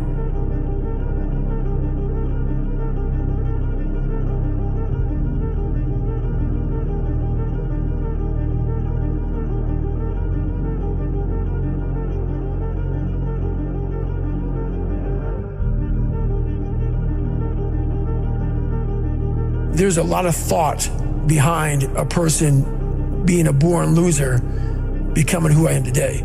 You don't just wake up and just rocky the shit. You gotta wake up and think about, there's a process to getting better, and that process is never finished. Like a lot of times, if your back is hurting, it may not be your back. It may be something else in your body that's making your back hurt. For me, I'm like, man, why can't I get past this hurdle? So like I said, I'm always examining myself every day. What is it? What is it? Well, there's only one thing you haven't examined yet, and it's going back to the beast, going back to the demon. All the times that I was like, I'm not going back, and I went back. I'm not going back, and I went back. I'm not going back, and I went back. It showed me even more of what we have as humans, if we're willing to go there and we're willing to push that extra step. A lot of people, man, how do you do what you do? At the end of the day, I asked myself one question: can I take one more step? And usually the answer is yes. So if you can answer that question and not take another step, that is real failure. That is real quitting. So a lot of people can take one more step, but they choose not to. I don't know if you can take 2 steps. You got to answer that question after you take the first step.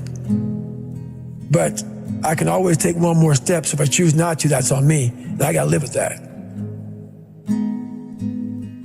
I had just climbed a mental wall that was amazing. And I didn't want anybody to take that pain away from me at that point, because that was all confirmation. So for me, this was the new level. You don't need a lot of things. Sometimes the only thing that kept me with that one step forward was one thing. Let's not quit yet, Goggins. Let's think about your options. Where are you going to end up if you quit this shit? Where are you going to go? And when I got done with that race, it's the worst pain. I can't even describe the pain of that last 30 miles to anybody. No one, it's very hard.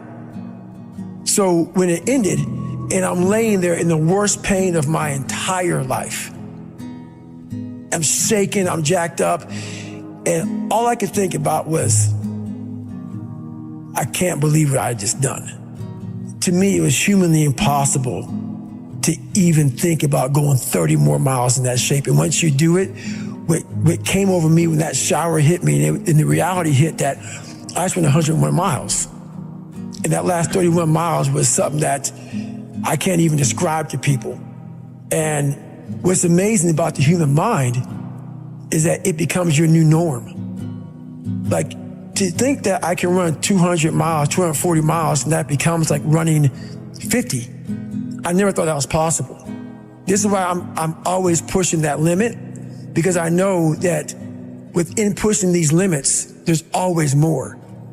Did that set the tone or the rhythm for what you wanted to try and achieve and feel again? Each time you're pushing further? I never wanted to feel it again. But what it did was it showed me what is possible. And that's what set the new stage for me. That's when I realized, oh man, I've really been underachieving my entire life. But it taught me what is possible. It taught me like, okay, I got it, check.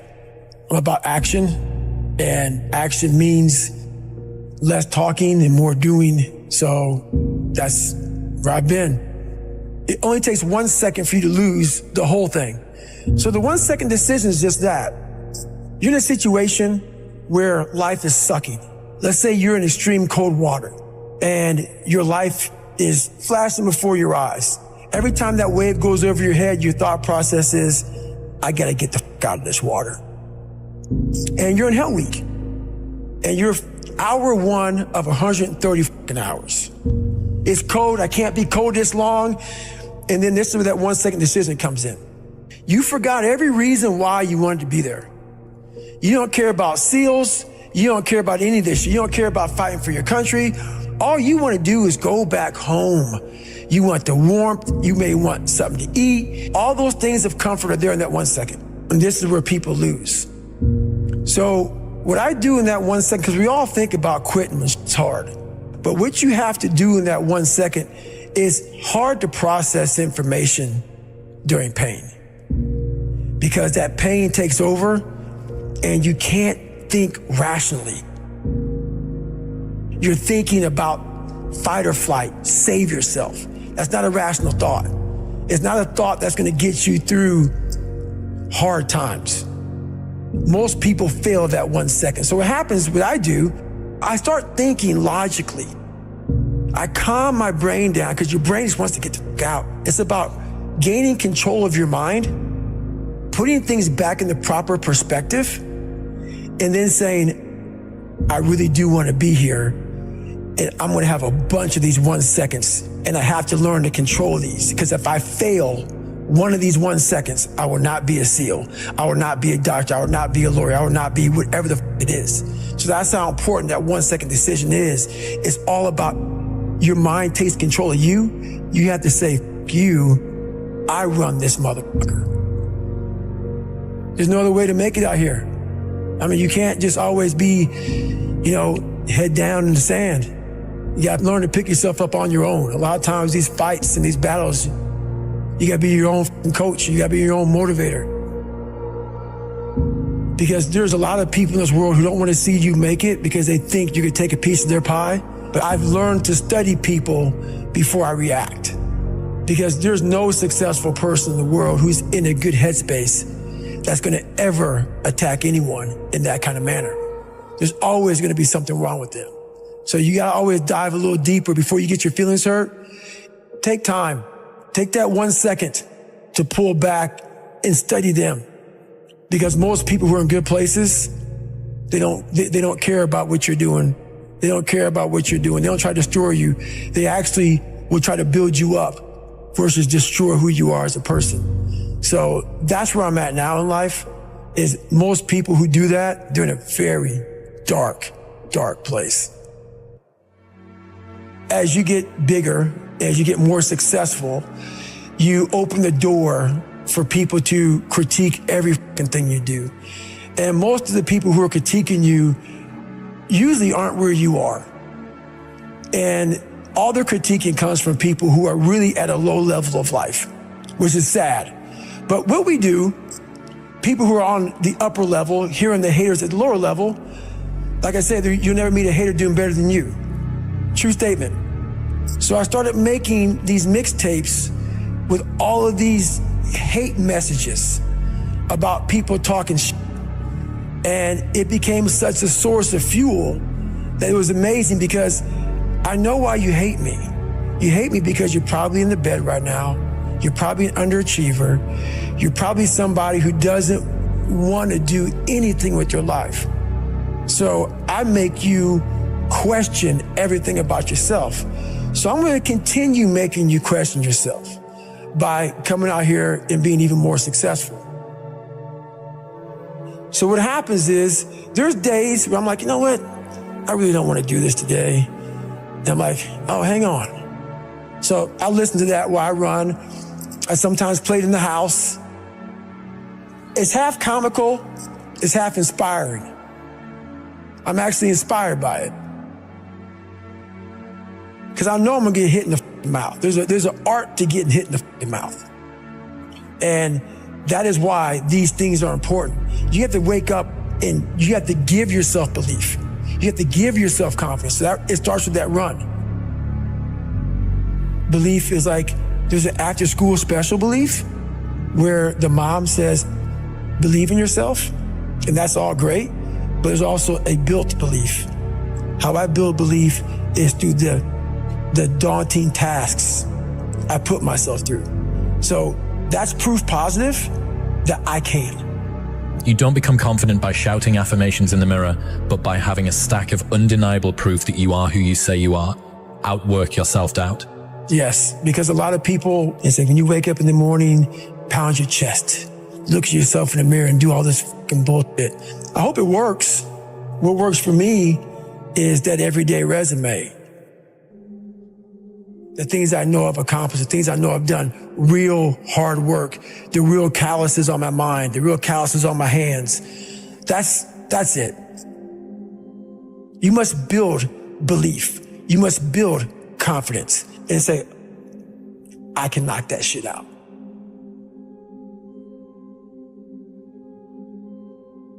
Instead of the path of least resistance, I started choosing the path of most resistance to prepare myself for the journey that was coming my way. And you realize through hard work, you can outwork anybody. No matter how badass they are. It starts with yourself, man. You gotta start diving into those things that you are afraid of. You don't gain confidence by going to the spot that makes you feel good. It could be a false reality. And the second life gives you that challenge, all you wanna do is go back to what gave you confidence. Is that happy spot? No. What gave me confidence was spending years at a kitchen table trying to learn how to read and write on my own. Realizing I can't learn the way you learn. I can't, but I can learn. What gives you confidence is not being afraid. It's overcoming the fear. That's what gives me confidence, is facing these things, overcoming them. And maybe not overcoming them every day, but facing them and facing them and facing them. Pretty soon like this, you know what, man, this is where it's at. It's not in that comfort zone. It's in the discomfort zone is where my confidence is getting built. Mm-hmm. That's where it's getting built. Happiness, peace, enlightenment, it's all up here, man. It's all up here. It's all up here. You just got to be willing to go and face it. And that's the hard part. The physical standard is not what they need to meet. It's a mental standard you must meet in life. That's how I live my life. I now know that there is no cap on the human mind. There's no cap. We cap it ourselves. When most people quit, I had just started. Wow. And when you take that mindset and you learn to flip that around, that's what made me powerful. And my body followed. And so I said, I want to do this. I'm going to give myself a challenge every single day until the fear goes away. That's right. And I feel like that's what more of us should be doing. I'm hearing that that's how you live your life. That's all it is, man. And it helps me feel so much more confident. When you overcome that fear of saying this doesn't have control over me anymore, that's right. It's like you can be at so much more peace. A lot of us speak in hollow words. I used to speak in hollow words. I don't do it anymore. Everything that comes out of my mouth has substance. It's real. We all have these feelings in our bodies, in our minds, in our souls. I act on mine. A lot of us who are afraid of something, we allow our minds to choose the path of least resistance, so we go a different route. When I'm afraid of something, it's telling me you must do that. Life is one big mind game. And you're playing it with yourself. You cannot lose perspective of where you've come in life.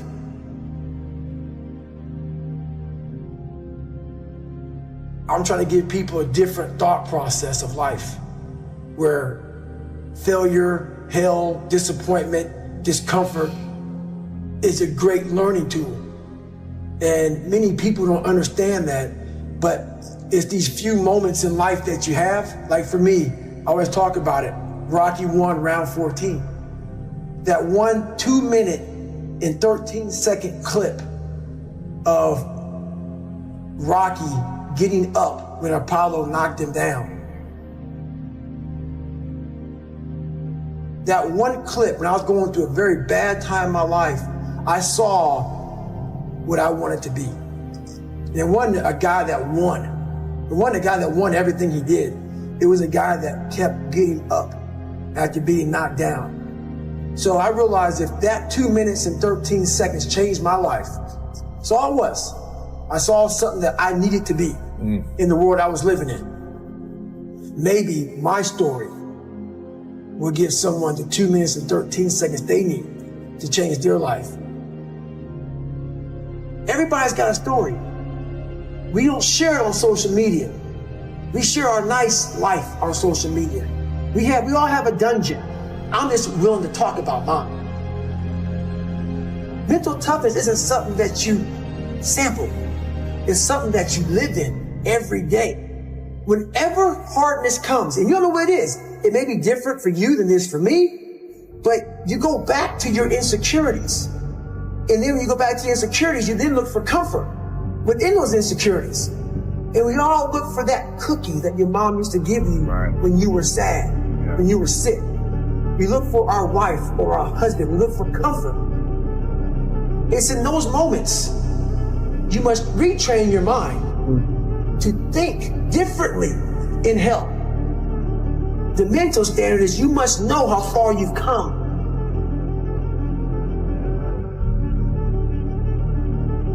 I walk in a room now and I know the hours and years and decades I put into David Goggins. That's something, it's not on the wall. It's not a trophy on the wall. It's not a medal on your neck. I don't care how you perceive David Goggins, because through my journey, I figured out the one piece I was missing. I thought it was cars. I thought it was women. I thought it was money. I thought it was everything. The one piece I was missing was me having the courage to face myself. Where I got my work ethic from was the hours I had to spend learning this. When you sit down and you're not smart, and you have a disability, and you still want to be at the top of your class, I didn't want to just get by. When I realized that I can learn through hard work, and I can beat the valedictorian in school, but I got put in 10 hours more a day than he does. You know what kind of strength comes from that? When you're sitting down, that guy that valedictorian studied for an hour, and you know I caught you. I have the work ethic to catch you. That's where David Goggins got really invented. Was at a kitchen table with 20 spiral notebooks that were empty, and then they were full. And when you can go through that, I still have them in my storage unit. You go through these spiral notebooks of your life, and you realize this is how I learned. This is unbelievable. It wasn't until I got real sick and my life got real quiet. I went from running 205 miles in 39 hours to I couldn't get out of bed. My life was taken from me. And that's when I realized I hadn't taken time to think about what I'd done in my life. I'd done all these things, but there was no finish line. I finished a race of life, and I wouldn't even receive my medal. I go on. I get in the car and I go. When I started figuring out life, that I was leaving so much in the tank. Once I realized, my God, man, I was this dumb, fat kid being bullied, and now I'm a 180-pound person, lost 106 pounds in less than 3 months. Learn to read, learn to do this, learn to do that. I was like, I need more. I was fueling my mind with everything. And I never took time to say, my God, you came from this hell, and you're here. I had come 8,000 miles from where I started. But if you never know that, you're still in the $7 a month place. So it's that quiet place. It's that place by yourself. It's those hours and years and decades by yourself in the grip of life. When life has you by the throat and choking you out, and you're sitting there calm because you're trying to figure it out. You're not panicking. You're not quitting. You're not throwing in the towel. You're saying there's a way around this. And when you figure it out, when life has you gripped in a vice, and you can figure that out, that's when you overcome. That's when you overcome. The journey getting there was harder than going through it. Yeah. You know? So that's the whole thing about life, man. It's that journey that makes you who you are. One big thing is the accountability mirror. You have to start with yourself. So what happened in my life was we start to get, I call it like the rucksack. A rucksack is a pack that you carry in the military, and you put all your stuff in it. Your radios, your food, your water, all that stuff you have to carry in the military. That's your rucksack. It's a backpack pretty much. As you're growing up, we all have a backpack. Most of ours, hopefully, is empty, you know, and what we put in it is all the crap we go through in life. That's what is in the backpack for the civilians, and we carry it around with us. So what you have to start doing is realizing that no matter where you're at in life, I got called nigger a lot. My dad abused me. Learning disabilities, stutters, immaturity, insecurities, self-doubt, so much crap on top of me. So much stuff. I lied a lot to create friends. So much stuff was in my backpack. No one's coming back to help me. So it starts with that person in that mirror. You have to realize you are on your own now. And whatever else you believe in, I don't care what you believe in, but on earth, it's a very lonely journey. And it starts with the accountability mirror of looking at saying, hey, my dad who beat the hell out of me is not coming back. All these things are coming back. I have to face myself. And you have to own all those things that people may have done to you. Now it's yours. You got to own it. And it's yours now to fix the problems that people did to you. It makes no sense. It's not fair. I get it. But if you live in that woe is me mentality of guess what? My dad did this to me. My mom did this to me. People who bullied did this to me. You're going to always live right there. You have to figure out ways to move forward because you're not coming back. And it starts with the mirror. I call it the accountability mirror in the book. If you walk into any kind of event, whether it be physical or mental, if you walk in with already putting that block on your mind of, man, this ain't gonna happen. People go, how did you run 135 miles to Death Valley? How did you run 100 miles with no training? Because I went into it not thinking, I can't do this, man. I went into it with a strategy. I had an open-mindedness. So until your mind is open to the possibilities that I can do this, you would never be able to do it. Once the mind starts to believe it can be achieved, only then does it start to break down tactically how we can do this. Until then, you're gonna always lose. There's energy all around us, but we think that we have to have it. It has to come externally a lot of times. We gotta have like a TV in front of us, watch somebody, listen to a podcast, listen to a great music. A lot of times in life it's quiet. And those are the times when you want to run and hide. You gotta be able to find energy. You gotta make up games, make up tricks, make up whatever you can to get to the next evolution of life. So taking souls is just another way. It's not about hurting the person you're against. It's about finding a tactical advantage in every situation you physically can to get to the next. You're trying to inch further to the goal line. And you don't want to go. And what is that goal line? The goal line is whatever it is for you. For me, I want to get through Hell Week. I want to get through Hell Week with my head up high, being strong. I don't know what the goal line is for everybody. My goal line has been very different for most people. But you're trying to find energy and strength to stay in the fight, to continue on until you get that second wind. The second wind is coming, whatever the second wind may be for you. It's coming. But what happens is we get so stressed out that the end is so far away that we just can't find another foothold or another handhold, so we jump off the cliff and we just fall. Well, life took me somewhere unexpected. I'm unprepared. It's about 6 degrees out here, and I'm underdressed. But guess what? No one gives a f***. You gotta get the in. Sometimes life can really hijack your mind. When that happens to you, you're all f***ed up. Your goals, your ambitions, everything is out the window. In life, we all go through different things. Sometimes your girlfriend or boyfriend breaks up with you. Guess what? Get the f*** over it. They no longer want you. Maybe you failed a test in school. You worked your ass off. Guess what? You failed the test. Get over it. Move past it. Learn to not let life hijack your brain. At work, you've been working your ass off for that new promotion. You don't get it. Someone else does. Maybe they kiss better ass than you do. Guess what? Get over it. Life will hijack your mind if you let it. Don't allow all these things to make you a lesser person. You must own your mind. Don't let life own yours. Once you transform yourself, and even though I'm not running from myself, I'm constantly facing myself. I'm constantly battling myself. I'm not running from them anymore. I used to, but now I'm constantly battling them. So now what happens is, once you get to a point in your life where you're able to be on a podcast or be on a TV show and tell everybody how f***ed up you are, I will answer any question you want about me.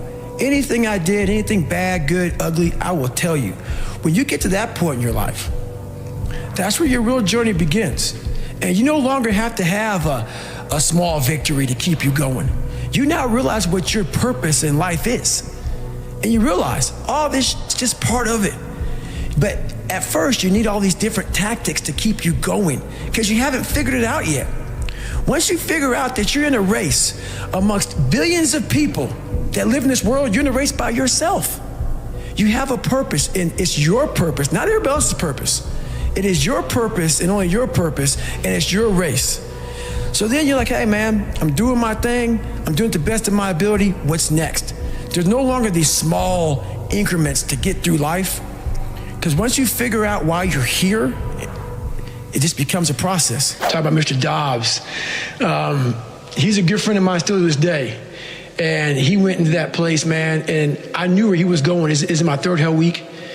And I knew Sean real well, but I knew he was real arrogant. He had a serious chip on his shoulder like I do.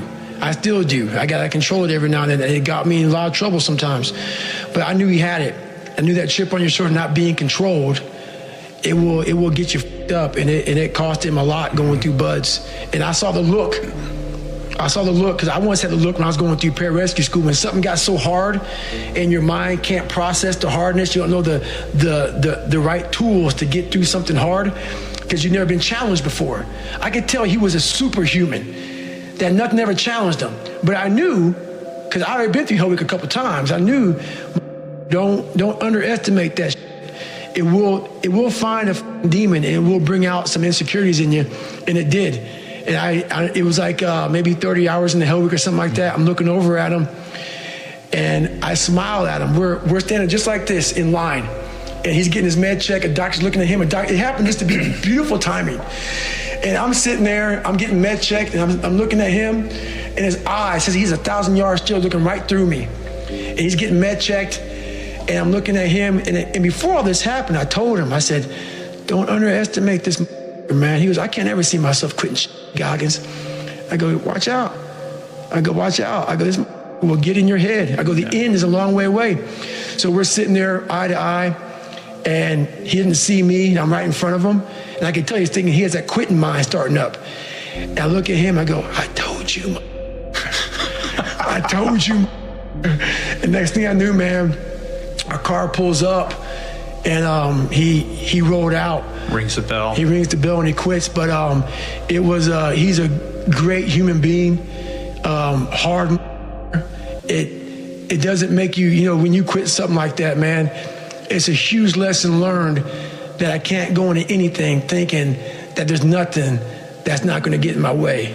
You got to be prepared for all those obstacles. When I picked up your book, the thing I loved about it is the amount of effort that you've been through to give us. I'm sure this was suffering too, like writing this book. The amount of effort that you've been through to actually give us detail on your life. We all have different things in our life that have scarred us. We want to act like those scars don't exist. So those scars, like, if you go out and you get cut, that scar is going to be there on your arm. You can go down and look at that cut and say, oh, or that scar and say, oh, that happened from, I was in the kitchen, or what happened.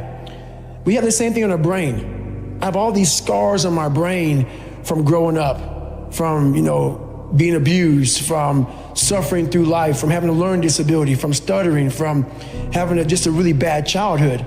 And so all those memories, I had to cut open that scar and go into it. And that was a hard process for me to do. Not only was that a hard process for me to do, for me to have the courage to share that with people, because I'm the so-called toughest man on the planet. So they think. So for me to break open that shell and tell people, hey, that wasn't always me. It's hard to do, it's hard to do. So it was a tough process. Throughout this journey, I started becoming this new person. I started creating this new person. People started seeing me as this amazing superhero. In the back of my mind, I knew the real story. And I was like, man, one day you have to really share it. I'm like, man, but do you have the courage? It's great to live right here. I've established this. People think you're great. Just stay here. Don't go back. Let's not go back. But the only way you can help people out is let them know that this is possible. So I had to go back and say, this is where I come from. Yeah. And where I come from is hell. All that shit that I went through in my life to get here today, it is tattooed. It is tattooed in my brain. Every day I wake up, I am constantly battling that person that is like, man, back in the day, this happened to you, man. you got called nigger so many times, and your dad beat the shit out of you, man, and you couldn't read in this daggone junior year. All these things start to creep up, even now where you're at today. Every day you're having to constantly battle. It's not as bad as it used to be by any means, right. But that person's still there. That person always lives. And that's the point about you have to continue to always challenge yourself every day. The one thing I'm most scared of in the world is losing touch with the best thing in the world is your mind. Your mindset, how you can picture yourself, how you can focus, how you can drive, how you can put yourself in so many situations, get out of it. Because those headphones we listen to, those phones that we Google to find information, there's so many situations in my life where that shit is not gonna help me. It's not gonna help me. And you're able to just turn that off. So fast, because I know what's helped me. None of that stuff has ever helped me. Mm-hmm. None of that stuff's ever helped me. What has helped me has been me alone, getting my shit together and being accountable for who I'm not and who I want to be. It's the only thing that's helped me. I coach a lot of people nowadays, billionaires, who call me on the phone and say, man, I'm still missing something. It's because they did what they were good at. And they have this beautiful family, 2-3 houses, cars, everything.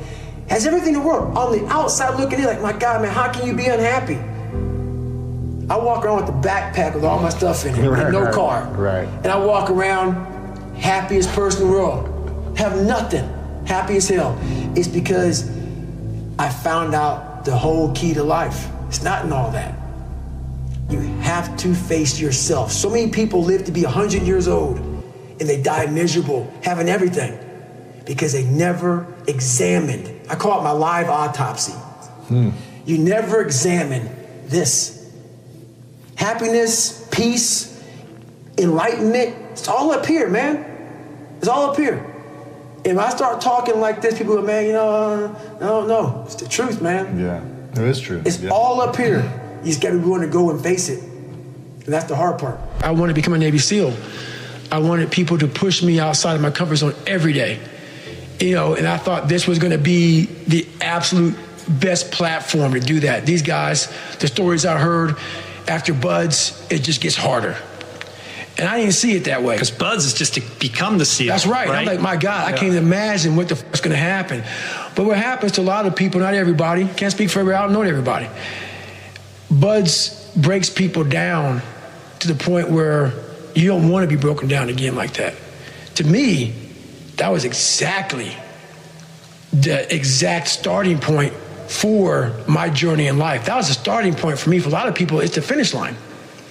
And I didn't see it that way for me. So that's where I started becoming uncommon amongst uncommon people, is where I started realizing that you put people on a pedestal that you shouldn't. That you gotta get in there yourself and examine people. See what it's really about yourself. So once I got in there and realized, hey, these are just normal people. Yeah, they're a lot better than some. They're able to get through. I know a lot of people who can get through Navy SEAL training. But, there's a lot of mystique behind all that stuff. And as you start to go through and you start to break it open a little bit, a lot of hard guys, but, I wanted more. You once said that if you were growing up in this generation that you would have a field day because you would take their souls. What did you mean by that? The younger generation quits. Not everybody. So I gotta put that. People get their butt hurt. So not everybody. Most of this generation quits the second they get talked to. You did this wrong, or they get yelled at. It's so easy to be great nowadays because most people are weak. This is a softened generation. So if you have any mental toughness, any ability, if you have any fraction of self-discipline, the ability to not want to do it but still do it. People have a hard thing to understand. I hate to run. And what makes me so crazy, it doesn't anymore, is people go, well, why do you run if you hate it? What are you talking about? I don't want to take showers and eat either. I hate that too. That's life, man. It wasn't until I changed that mentality that I became somebody. I hated going to school, so guess what? I was dumb as shit. That's what 1 + 1 is 2. But if you can get through to doing things that you hate to do. On the other side is greatness. That's what people don't understand. By me running, I am callous in my mind. I'm not training for a race. I'm training for life. I'm training for the time when I get that 2 o'clock in the morning call that my mom is dead or something happens tragic in life. I don't fall apart. I'm training my mind and my body and my spirit so it's all one, so I can handle what life is gonna throw at me, because the life I've lived, it throws a whole bunch at you. And if you're not physically and mentally prepared for that, you're just gonna crumble and you're good for nobody. Talk to me about what it takes to be on one side of a door in Iraq or anywhere, knowing on the other side of the door are people who are not afraid of you. They're ready for you to come in, and you still have, and they have guns, and you still have to breach that door. That's a great question. That's a very scary situation when you are on one side of the door and your mind is racing, because on the other side of that door, it could be no one. It could be 4 guys with 4 AK-47s. That door you're about to open could be booby-trapped. So once you open it, boom, your legs are gone. So there's 1,000 things you think about when you're the first guy, second guy, third guy, getting ready to go in a room and flood it. And that's why I talk about the warrior mentality. And that's why so many people are lost when I start talking. You have the right. You're lucky that you don't have to think like warriors think. You're very privileged. I chose this world to be a warrior, and I would choose it again if I came back to this world. But the mentality of a warrior is very different than normal mentality. You must be that person on that door, get ready to open it, thinking to yourself, if I die, so be it. The only way you can go in that door is knowing there's a great chance you're gonna die. Like being a SEAL, you train with live ammo. You jump out of an airplane, everything you do, you could die. So to be a warrior, why people don't understand me, I'm glad you don't understand me. Merry Christmas, good on you. Because being a warrior takes a whole different mindset. A whole different mindset to know that there's a great chance I may not be in the military. Like I was in for 21 years. I'm lucky. I'm very lucky that I'm alive, able to talk to you, able to still run. But when you sign up on that dotted line to be like a SEAL, your mentality changes. I may not live. You gotta accept that. And that's the mentality you have. And that's what makes you a warrior. If you're scared to die, you're a bad warrior. I hated jumping out of airplanes. I hated shooting guns. I hated the job as a Navy SEAL. But I did it because I wanted to change myself. Everything I do, I'm not really comfortable doing. But if you choose to go that route, to go be a Navy SEAL, you might as well go be the hardest in the world. Because if you're choosing to do something, you have 2 routes. You can go there and be a little weak person and get through barely, and that's your reputation. Or you can go through the hardest guy you can possibly be, and that's your reputation. So my whole thing is, if you're gonna choose to open that door in Iraq or Afghanistan, open them and go in hard. Because they're gonna remember you by slowly opening it and peeking in. So if you're gonna open it, and you made the mind to open it, don't crack it open. Open the door, go in. That's with life. If you're choosing to do something, attack it. Because they're gonna remember you as not attacking it. So I want to be remembered. You can hate me, but there's one thing you can't say about me. I didn't attack it. So that's the mentality you have. If you're gonna do something, you might as well attack it, because you can do it anyway. Right. Do you use that in civilian life? Like, do you still employ the, I'm gonna attack it, I'm gonna take their souls? Like, how does that play out in a non-combat zone? It still works for me in life as far as attacking things, because no matter what I want to, no matter what avenue I choose, I want to be the very best. And the very best may not be I'm number one. The very best is, did I leave everything inside of me out there? So attacking is not like, oh, I want to win this or win that or be the best. The best is I'm running against myself in everything I do, and that's what I attack. I attack myself. I'm always questioning myself. I'm always holding myself accountable. There's like this allure that you have where it's with anything, any type of keynote from David Goggins, any type of video from David, podcast. What do you think it is? What do you think it is that attracts people to your content? I think it's my take it or leave it kind of mentality, where I don't really think about your feelings. I don't really care about what you think or what you think about me, or if you're soft, if you're weak, if you're hard, if you're an alpha, if whatever the hell you are. I just don't really care. And I'm going to say what I believe is going to get you better. It may make you pissed off at me in the interim, but in the long term, if you really think about what I'm saying things to you that I had to listen to and, tell myself. And it's just sometimes hard truth sucks. The problem that most of us have is we think that we're all alone. We think that we're the only ones going through all this stuff. I thought it. Most of us think that if you're fat, which I was fat for a while, you think you're the only fat person in the world. Your vision becomes very narrowed. And what happened to me was, all I did was I peeled back. And I was able to get on top of a mountaintop in my head. And when you're high on that mountain, you have a great vantage point.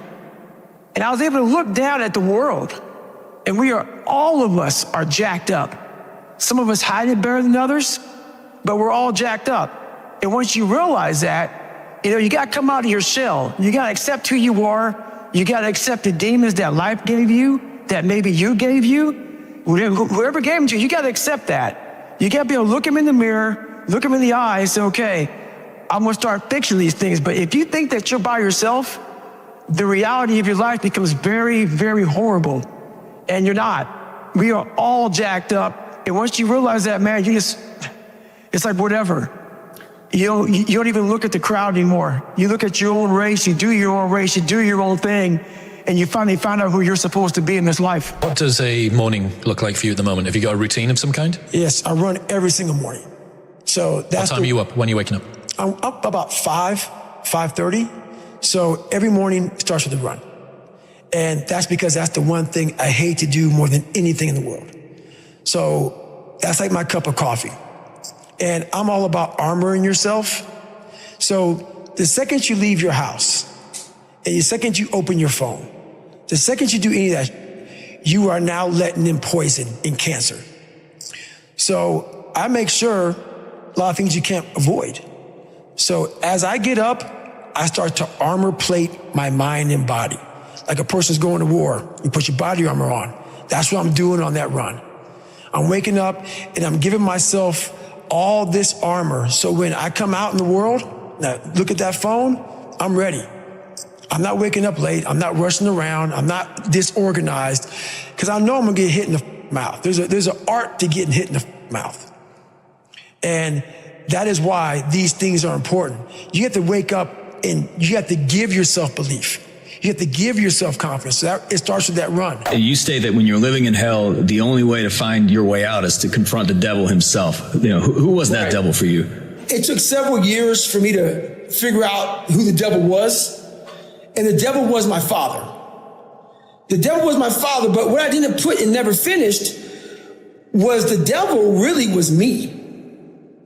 So what happened was I put all this blame, and trust me, my father and a lot of people had to do with my upbringing on how it was. But like I put in that book, no one's going to come back and say, hey, man, I apologize. Maybe someone does. Very few people will. So at the end of the day, when all things are said and done with, while my dad was the devil, and I believed that for a long time, I had to confront him. And when I confronted the devil, so what I thought was the devil, I realized that I was the true devil. I was the one holding me back. I was the one looking for the scapegoat. And I was the one looking for all these ways to say, it's okay, David. You're a loser. You're a born loser, so it's okay. And I was hoping my dad was going to give me that confirmation. And he was a loser himself. But at the end of the day, when I left there, I realized, well, man, it's on me. My dad's f***ed up. My mom's f***ed up. The people around me are f***ed up. They're not going to save you. You got to save yourself, my friend. So that's when all that reality hit me when I went to Buffalo to see my dad and that drive home. I was like, man, this rest of your life is going to suck. It is going to suck, not because you're going to be a loser, but because you're going to finally start to win. And winning is not easy, my friend. The 1 second decision is, I had to live through that 1 second decision several times during this race. So this race took me 100 and some hours, okay? And this is what people don't get. For you to finish that race, even though I DNF'd, I still finished in the time. So there's a lot of pride in that. So what I do in that 1 second, because we all think about quitting, it's hard. But what you have to do in that 1 second is hard to process information during pain. Because that pain takes over and you can't think rationally. You're thinking about fight or flight, save yourself. That's not a rational thought. It's not a thought that's going to get you through hard times. Most people fail that 1 second. So what happens, what I do in that 1 second, and there's a bigger process to all this, but in that 1 second, I physically stayed in that water. Because if I get out of the water, I quit. So I physically stay in the water, but mentally, I'm on the beach with the instructors. And the instructors, it's cold outside, so they got these parkas on, they got their cup of Joe, and they're warm because they've already been through it. So now it's your turn to go through it. So mentally, I get back with them. I'm still in the water physically, but mentally, I'm back with them. I'm chilling. I got my parka on, and now I'm thinking logically because I'm warm now. Mentally, I'm warm. I've taken that 1 second. Let's not quit yet, Goggins. Let's think about your options. Where are you going to end up if you quit this? Where are you going to go? What are you going to say to yourself? Because you know you're going to get warm. The second you get out of this water, you could take a shower, and you could be warm. And you could be, and in 5 days, you could be out. So I start thinking logically. I calm my brain down because your brain just wants to get out. Ring the bell, put your helmet down, get warm, and then you're really. And these are the things you have to think about in the 1 second decision. So that's what that's all about. It's about gaining control of your mind, putting things back in the proper perspective, and then saying, I really do want to be here. And I'm going to have a bunch of these 1 seconds through this 130-hour journey. And I have to learn to control these, because if I fail one of these 1 seconds, I will not be a SEAL. I will not be a doctor. I will not be a lawyer. I will not be whatever the it is. So that's how important that 1 second decision is. It's all about your mind takes control of you. You have to say, you, I run this. And that's what that's all about. You talk about the importance of having the right people in the foxhole with you. How do you know who the right people are? You know what? That was something that took me a lot of years to figure out. You know you're the right people in your foxhole when you're waking up at 3 o'clock in the morning, you're going to bed at midnight, and you're waking up at 3 and no one says, is this smart to do? You need some time off. You need to take a break. When I started hearing that, well, I know what I'm doing to myself. I was behind the power curve, man. When everybody starts off in first grade, I had them negative grades. I started off in the dungeon, man. I had to dig out of the damn grave to get to first grade. So now when you're 20 years old, where everybody graduated high school and all this other shit, man, I got to make time up. So while people think 24 hours is 1 day, for me it's 3, 4, 5 days. I got to make up time. I'm behind. I got to go to summer school in my mind. When who's with me realizes this has got to go to summer school in his mind, he's got to make up time. He needs 22 hours of the 24. And they just get it. He's trying to go somewhere. You are the right person for my foxhole. I don't want to hear no shit about resting. I can't rest right now. I don't hear no shit about what I'm doing to myself. I know what I'm doing to myself. Did you see how I came up? I got to catch up now. And that's what life is about. Sometimes you are raised in a position where you are behind. We have to make that time up. I'm sorry. It may be inhumane. You may be unbalanced. It may not look right to you. I don't give a f***. It's the situation that life put me in, and I need people to say, when I don't want to get up at 3 in the morning, I need in my life that sees me go to bed at 12 and wakes me up at 3, saying you need to get this done. That's the foxhole. I don't need critiquing. I need pushing. I need pulling. I need anger. I need passion.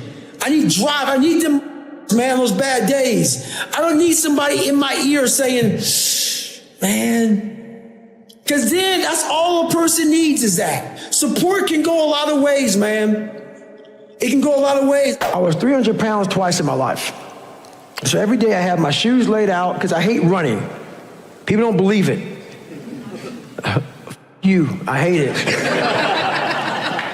So that's what happens. Every day I wake up out of my bed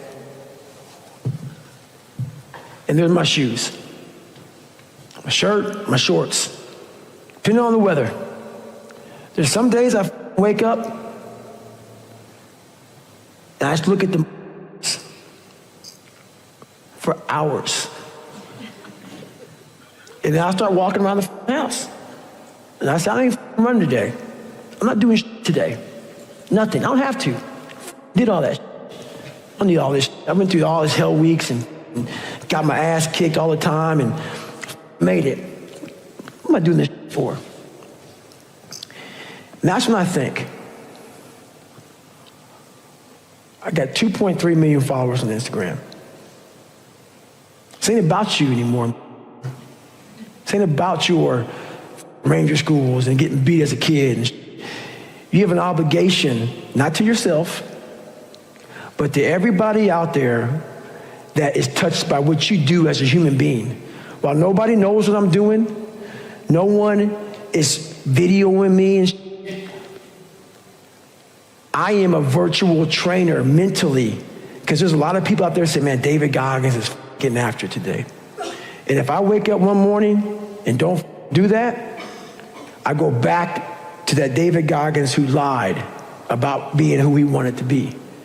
So my thing that keeps me going every day is my mission in life.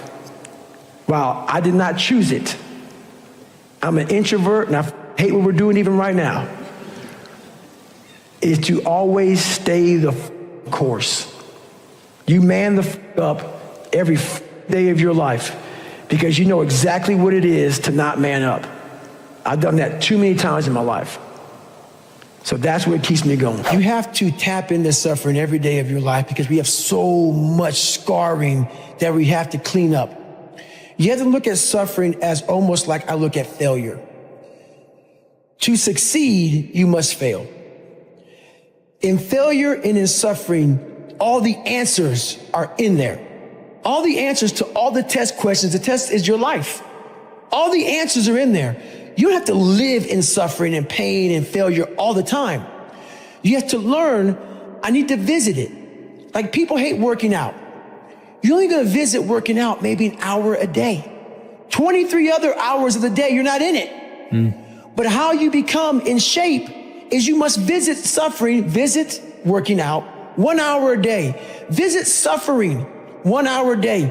Visit your past failures 1 hour a day. The relationship with it is the answers are in there. They are in there.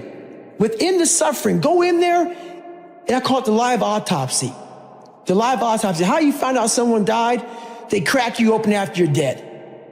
How you can live is do it while you're alive. Go back in your brain, crack it open while you're alive. Don't wait until you're dead to figure out why you died. Do it while you are living. Go in there, go into the suffering, go into the pain of your life and say, why did this suck for me so bad? Why am I afraid of all this stuff? Why have I shut down the whole world? I guarantee I'll tell you why you shut down the whole world. It's in these nooks of the suffering within your brain, in the scarring, are all the answers to why you are on the couch feeling sorry for yourself. They lie within the scars. Visit them for at least an hour a day, study them, and then you'll find out more about yourself. You will then grow. So don't look at it as every day I suffer. Go into it an hour a day. Learn from yourself, learn from life, learn from your failures, learn from your insecurities, learn from your self-doubt. Don't just say, I'm afraid to jump off an airplane. What makes you afraid of it? study it. That's why I studied my mind. Why I became so powerful in the mind is because I realized I was weak. So instead of running away from the mind, I dove into it and said, what is making me weak? What's your daily meditation or mantra or repetition to yourself? Every day I tell myself, I used to believe I was the weakest man that God ever created. So now I believe that I'm the hardest human being that God ever made. I don't care if it's true or not. It's the most important conversation to me. It's the thing that drives me every day. It's the one thing that keeps me going every day is that you must constantly be that man that you want to be. I saw these Navy SEALs before I became one. My God, they're better than me. Yeah. They're better than me. I gave up 100 sets. And I had to work up to realize these are human beings. Yeah. With the same shit I have. Yeah, there's some people who run faster, swim better, but mentality is mentality. Yeah. There's no, you're not gonna outwork me, so I'm gonna catch up somewhere. Yep. So that being said, I used all that 300-pound man, that fat guy, that dumb guy. And people say, why you say dumb? You have to be real with yourself. You gotta be raw. If you're not smart, you're dumb, but you can become smart. Yep. You can become smart. It's not a permanent tag. Yeah. You're dumb forever. Yeah. You're fat forever. Yep. No, be raw. Don't find the cushy word. So before I start this journey to be Navy SEAL, I go back to see my dad because I realize now I gotta fix some shit. I'm blaming everything. I gotta go back. You know how a lot of times you're like, if you're a runner, your right knee may hurt, but it's not your right knee that hurts, it's really your left hip. Yes. But we're concentrating on the right knee. I'm concentrating on all my shit. But I need to go back to the root of the problem, which is my dad. I gotta face the demon. I gotta go back and see what made him so f***ed up to make me so f***ed up. Why am I f***ed up? So I go back and I go back in as an older man now. I'm in my 20s. I'm not a kid anymore. And I want to see this man and face him as a grown man, but still as a kid in my head. I was still a kid, but I was a grown man as my age. I went back and I realized he was the same man that he was. Still the same. Still the same. And I talked to him. He was still nuts. And but I had to go back and face that one more time, but to face it in a different way. How'd you do it different? I looked at him in a way, we never said sorry to one another. And he went off about my mom and my grandparents and all kind of shit. But I looked at him in a way that I realize now why you f***ed this up. I had to almost be him to realize it's okay, brother. It's okay, because I realized that somewhere in your life, something f***ed you up. And you didn't deal with it. And so you put that shit on me, my mom, and everybody around you. I'm gonna deal with my shit.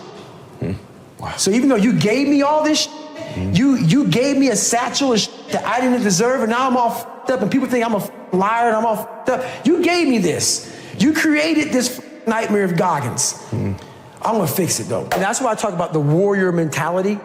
And that's why so many people are lost when I start talking. You have the right, you're lucky that you don't have to think like warriors think. You're very privileged. I chose this world to be a warrior, and I would choose it again if I came back to this world. But the mentality of a warrior is very different than normal mentality. You must be that person on that door, get ready to open it, thinking to yourself,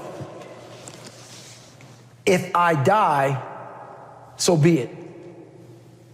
The only way you can go in that door is knowing there's a great chance you're gonna die. Like being a SEAL, you train with live ammo. You jump out of an airplane, everything you do, you could die. So to be a warrior, why people don't understand me, I'm glad you don't understand me. Merry Christmas, good on you. Because being a warrior takes a whole different mindset.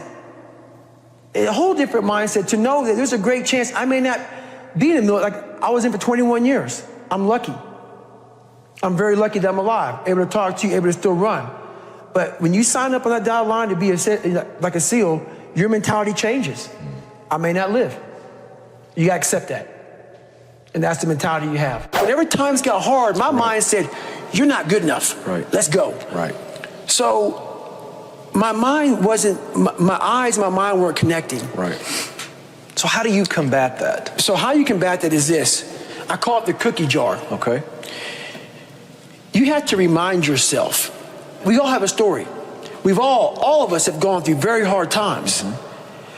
But when we're in a hard time, our mind has a way of forgetting what all we've overcome. I have a way of taking 1 second when I want to quit and saying, okay, you endured this. So I look at my life and how I came up as the ultimate training ground versus most people look at it as why? Woe is me. God, why? Right, exactly. Why? Right. I had to flip this upside down and say, hang on a second. God was training me to be one of the baddest men on the planet Earth. Absolutely right. That's how this was my journey. When I was younger, life and society made this big world with all these endless possibilities. Yep. Endless possibilities. My life made my possibilities this big. Yep. Because it made me afraid of all these different things. Yeah. So all this stuff trapped my mind, it shackled my brain, it made me a prisoner within my own self, saying, this is all I can do. Because why? I'm afraid of this, I'm insecure over here, I got self-doubt over here, that behind me, good Lord, who knows what's behind me? I'm not gonna look behind me. So your life is this big. Versus it being like, I can do all this shit out here if I start to break down these these different walls and barriers. And that's what I started realizing. I could become a Navy SEAL.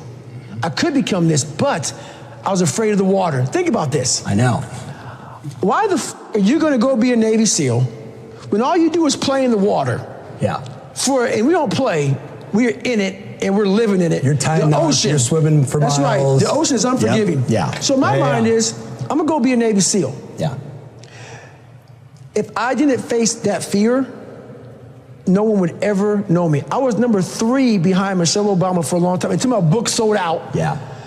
And I was a guy just 21 years ago who was 300 pounds, could barely read and write, and now I have a book just 2 spots behind Michelle Obama. Yeah.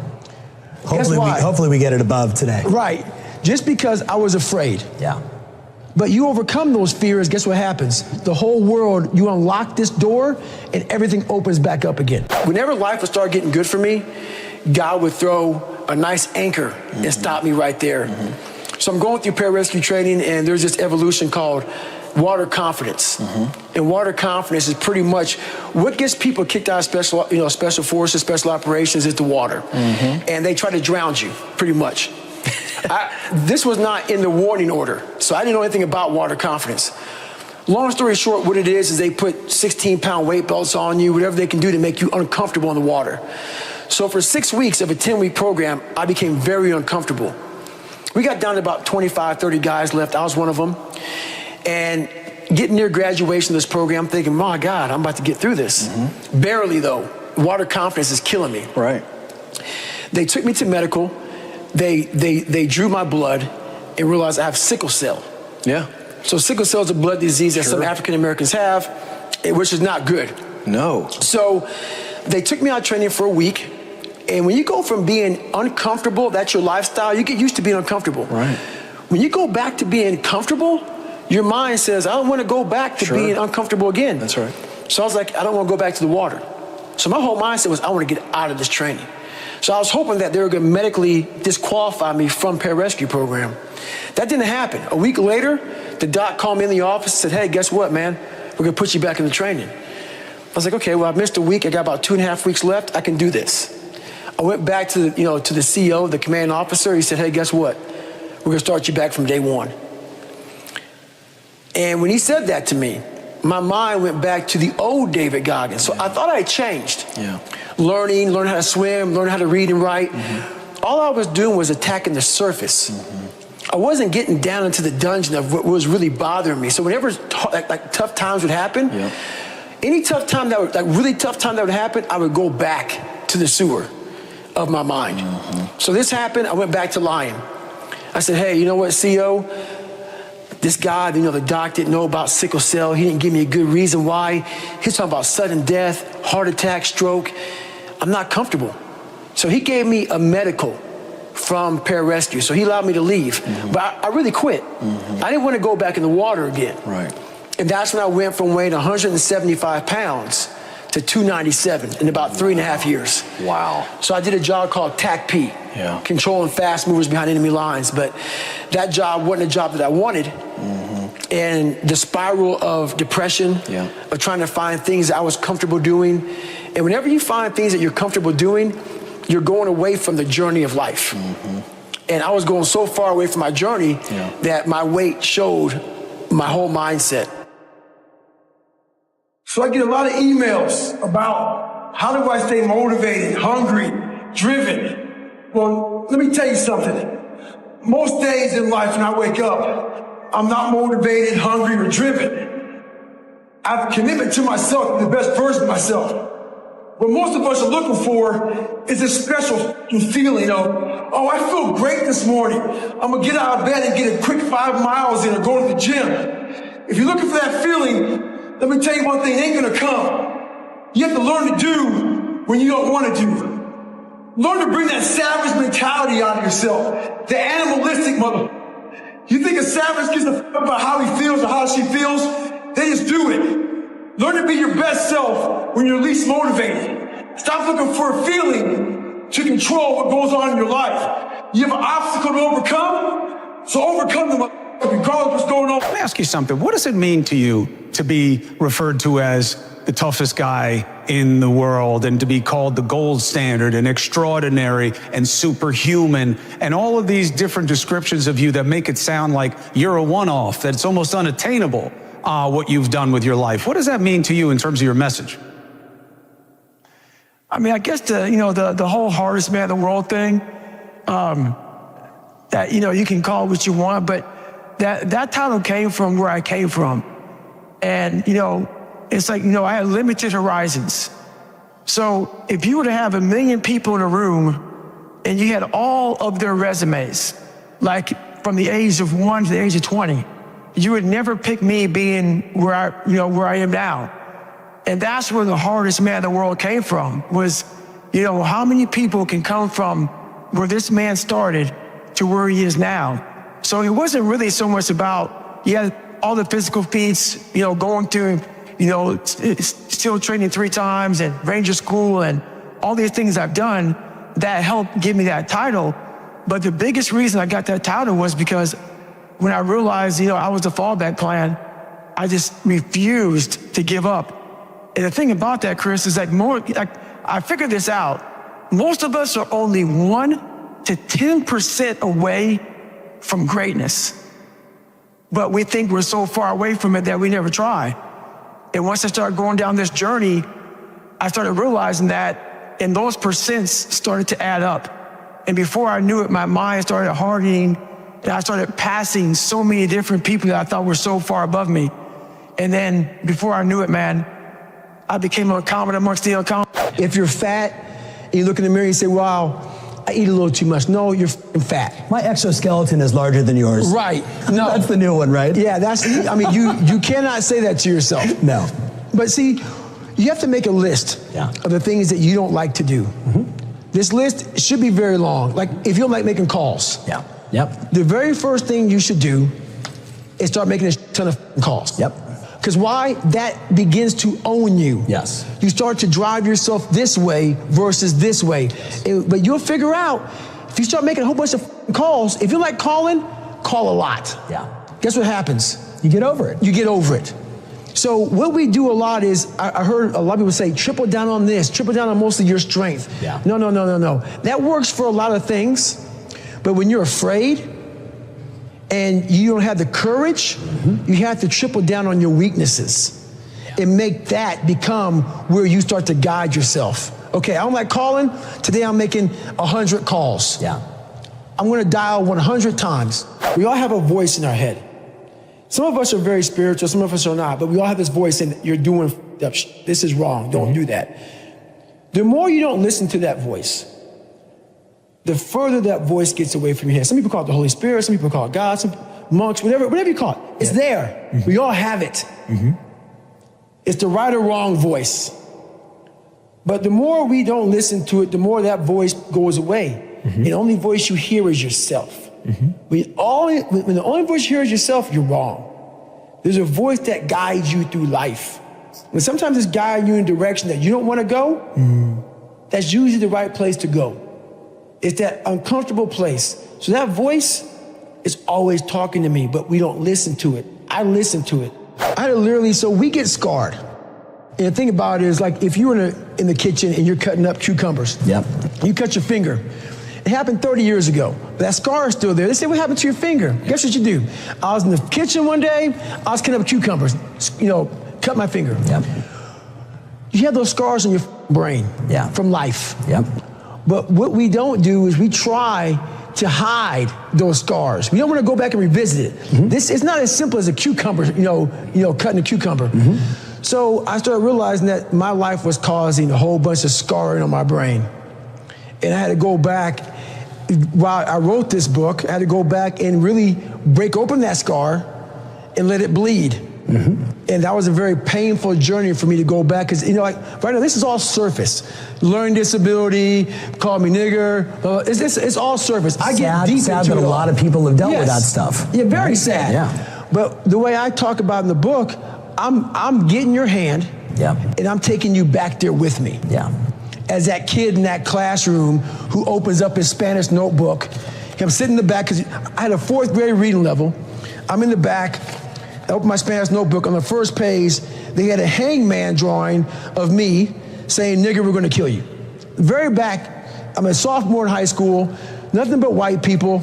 I shut that thing up and I leave class. My dad really helped create this. I'm not giving him credit. Like, oh, he was a great dad, like clap my hands for his ass.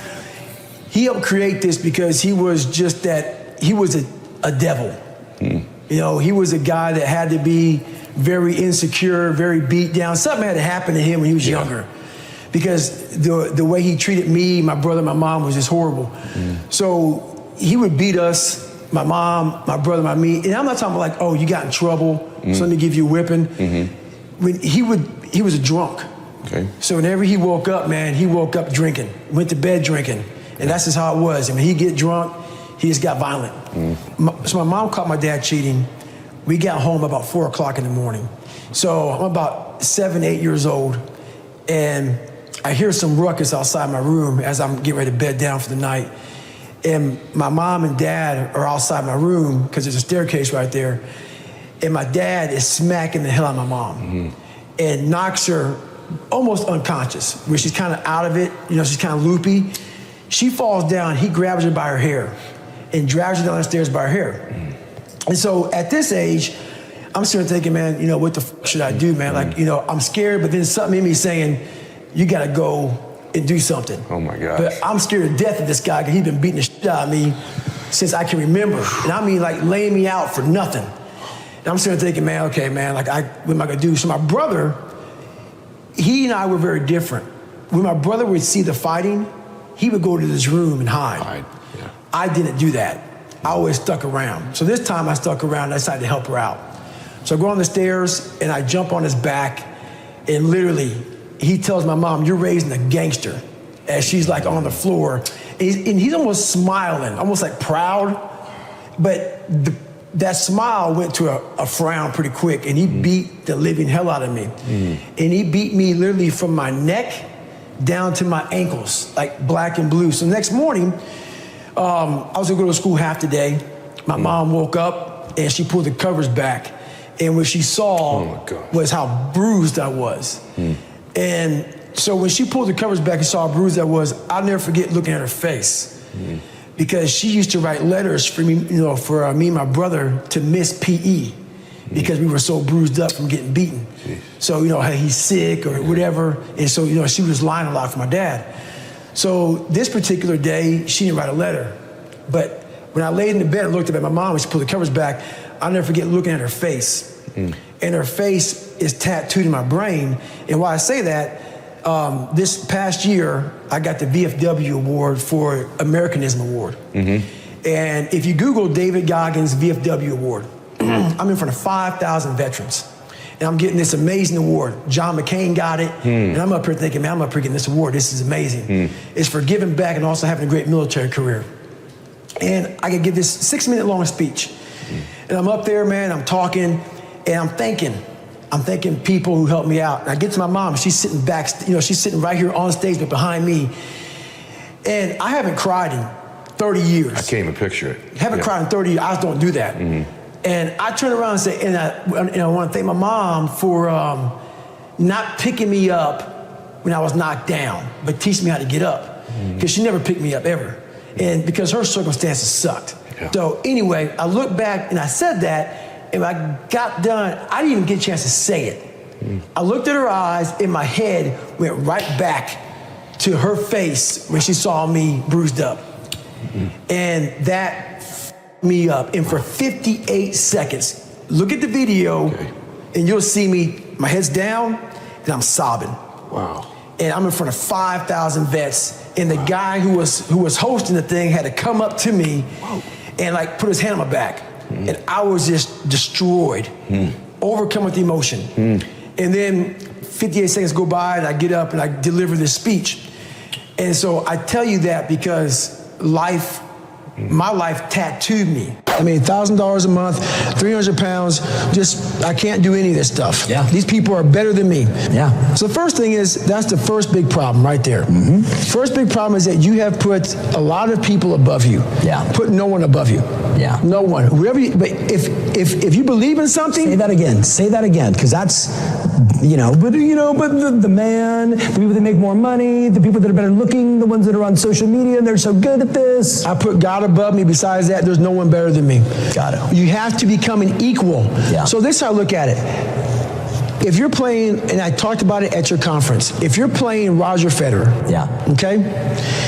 Before you get on the court with Roger Federer, he's the best of all time. Yeah. But you're also a professional tennis player, man. Yep. You're forgetting your own resume. Yep. So once you get on the court, let's say it's a grand slam. It's 5 sets. Hopefully, if you can go the distance with this guy. Yep. But before you even bounce the ball to serve it, you're down 2 sets. Because while you look across and you're playing Roger Federer. Yeah. But guess what? You get a good shot on Roger Federer in the 3rd set. And you realize, I can play with this, but it's too late. Yeah. You gave up 2 sets before you got on the court. You got to stop giving up 2 sets before the game begins. And we do that already. We give up 2 sets before the game. There are a lot of people that are listening right now that either are dealing with this very issue that we're talking about. When we finally left Buffalo, after all the physical and mental beatings that my dad handed out, we left Buffalo and I went to to me, even worse environment. I went to a very small town in Brazil, Indiana, where there was about 5 black families. And in 1995, the KKK marched in our 4th of July parade. So that being said, it paints Brazil, Indiana, that's the town I'm talking about, in a very bad light. And there were a lot of good people in this small town. So I want to make that very clear. But what happens is when you come from a very broken foundation, your mind only sees hate and evil. There was one time I was in my sophomore year, walked in my Spanish class to get my notebook, opened my notebook up, and inside the notebook, someone drew a little character of me in a stick figure hanging from, like a noose, or like a hangman game. At this time in my life, I was a sophomore, and I had about a 4th grade reading level because I cheated all through school. Right. All through school, I cheated because I realized I was going to get put in a special school. Right. So I found a way to get by, and this is how I got by. Right. So what I'm getting at is all this between my stepfather getting murdered, or soon-to-be stepfather getting murdered, all these things compounded into the lowest of low self-esteem. So what started happening was I started lying. I became an amazing liar because I wanted people to like me. When you come from a society like I did, I had 0 self-esteem, and I feared things. I had 0 self-confidence, and I was looking for anything I could that I could gravitate to, so it was lying. But that's when I realized, and it was a long process, that without having self-esteem, you are done. That's the number one thing you have to have in your life. What I'm most impressed with is training the brain. Would you say to those of us that are listening and watching today that every time you would get through a day of Hell Week or just a day of training, whatever it was, that the mind does, almost like a muscle, the voice does change and you can train the negative voice? The mind, as you know, is not a muscle, but it almost is. It really is. If you stop going to the gym, your muscles will atrophy. If you stop training your brain, the same thing will happen. So I learned to callous over I did 4,030 pull-ups in 17 hours to break the Guinness Book of World Records. Your hands become very calloused. Calluses protect your hands. What I learned to do is through mental hardening is callous my mind. I had a victim's mentality. I learned to callous my mind over the victim's mentality. And you have to be willing to put yourself in very difficult situations at all times to be able to do that. So my big takeaway of life is if you're constantly taking the easy way out, you're never gonna callous your mind. I was at MIT, they called a person like me to MIT to speak to some of the biggest head guys on the planet. Oh yeah, these guys. Brains. Oh, brains. So I was on this panel, and I'll talk about it in my introduction of my book. And all these brainiacs were there, and they called me in. Like you say, I didn't go to college for this, but they're all theorists. I'm a practitioner. That's why I asked you. Absolutely. That's the difference. And so they're all sitting there, all these great, smart minds from MIT are asking these brilliant guys questions. I ain't say a word. I'm intimidated. Right. But I know that half of what they're saying is wrong. Because what these theorists did, even though they're very smart, what these theorists did was they took a poll on normal people. And this is what you get. Of course. This is what we cannot do. So theorists love telling you what we cannot do. This is what we can do. Right. So one person in the crowd asked me a question, why aren't you saying anything? I said, pretty much I disagree with almost everything up here on this panel because I'm living proof that everything that they're pretty much saying is not true. That's right, because you were an average person. I was a below. Sure. Below average person. I was a chameleon living in life who could barely get by. So I know that they were taking the normal mindset of people. They weren't talking about the 1%ers. The people who want it like there's no tomorrow. And so that's what I started realizing was we have theorists and we have practitioners. So what's in my book is from going into the dungeon. And when you're in those points where you want to quit and not quitting and seeing how the mind starts to operate in those moments of fear, anxiety, self-doubt, insecurities. And that's where you learn to fix it. You don't fix it in 72-degree weather. Drinking a milkshake, watching TV. You fix it by going into the environment. It feels good. It feels good to talk about that shit, man. It actually makes you feel good, makes you feel proud, all that shit. But guess what happens? That alarm clock goes off at 4 a.m. to train. I don't want to be a SEAL today, or I don't want to be whatever today. I'll start tomorrow. And that's the usual pattern of people's lives. That's why I talk about clearing out the mind. Until you really want to do something, you're always going to be a talker. And then once you do this over and over and over again, it becomes like breathing. I don't want to live this lifestyle, but to get to the other side of this, I have to. So if you really want it, you realize what trying is and what trying is not. I was not always this strong guy you see. I went through a lot of hard times in my life to get here today. I'd like to thank my mom up here who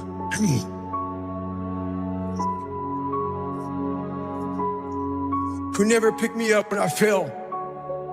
She taught me how to get up when I was knocked down. And I was in Ranger school. My squad got spot checked. The Ranger instructor was looking for 3 items. One of my guys didn't have the items, so the whole squad got smoked. The RI was sitting there smoking us. And the more he smoked us, the more my squad looked around looking for someone to motivate them. The Ranger instructor shouted out, "I'm gonna bury you motherfuckers." So I saw that my squad needed some extra motivation. So I said, "Ain't no grade that can hold us down, motherfucker. Ain't no grade that can hold us down." The psychology is savagery. I wasn't the best runner, but what I did was I found the work schedules out of my competition, running day and night. A lot of you are trying to find inspiration and motivation with a depressed mindset. You're depressed because you're not doing shit with yourself. You don't find inspiration by not living in the grip of life. You need to live in the grip of life to find inspiration. Put challenges in front of yourself. When you put a challenge in front of yourself and you attack it, that's when you find inspiration. Scars we have on our bodies that people can see, and they tell a story. But a lot of us have scars in our brains about fucked up lives, bad childhoods, bad adulthood, whatever the fuck you're going through. Those scars in your brain we don't talk about, we hide. Scarring is proof that our past is real. How do you keep that dog mentality? The first thing you gotta do is the exact opposite of everybody else. Sometimes you gotta fight pain with pain.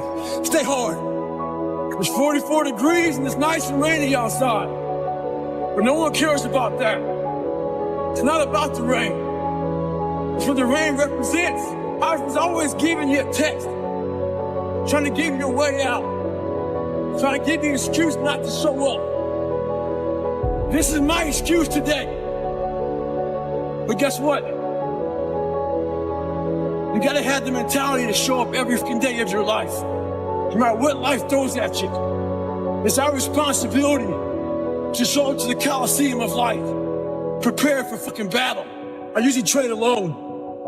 That person wanted to run with me. And I said, fine, we'll run 15. This morning comes, there's storms coming in this way. And the person calls and said, hey, why don't we do it tomorrow? Taking souls, and I told the fucker, I'm gonna run 15 today, and I'll run with you again tomorrow. That's what taking souls is about. When I was in the military, we go on these instructor-led runs. Most of the time, we knew the start and end point. So on the way back, I started seeing people getting happy shit because the end was near.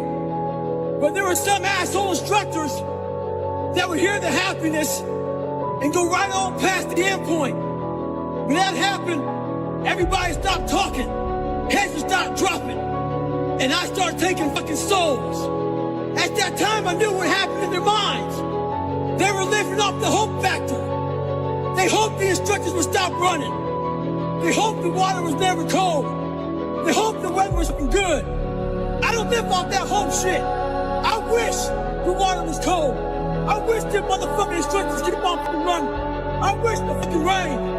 When the end is unknown and the distance is unknown, that's when you know who the fuck you are. Stay hard. I know why you hate me. You hate me because you're probably in the bed right now. You're probably an underachiever. You're probably somebody who doesn't want to do anything with your life. So I make you question everything about yourself. So I'm going to continue making you question yourself by coming out here and being even more successful.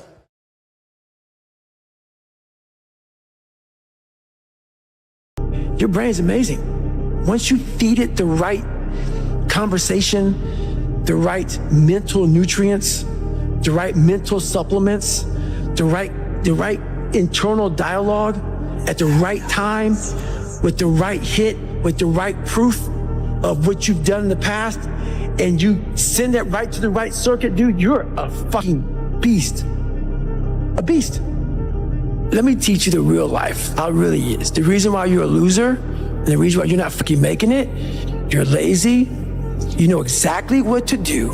Exactly what to do. Because even me, in my state of, I can't read and write, I knew exactly what to do. It just sucks doing it.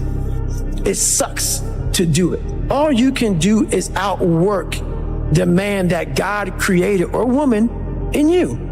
Everything I've ever done in my life, I didn't want to do. Everything, every day. I'm a lazy piece of shit. And I'm one of the hardest working people to ever step foot on this planet Earth. And I'm saying that very proudly because I know what I do. It's not cocky. I'll tell you I'm stupid. And I'll also tell you the exact opposite of what I've done. It's the truth. It is the truth. If you want to be great, you want to be the baddest motherfucker ever at what you do, you're going to be misunderstood by everybody because you're going to be so fucking obsessed and so driven to get there. And that's what it takes. That's the truth. It takes every second of your fucking life. Anybody says balance? Yeah, balance is important for a lot of fucking people. It is. But if you want to fucking go to that edge where people do not like you, don't understand you, question everything you can do, you've arrived.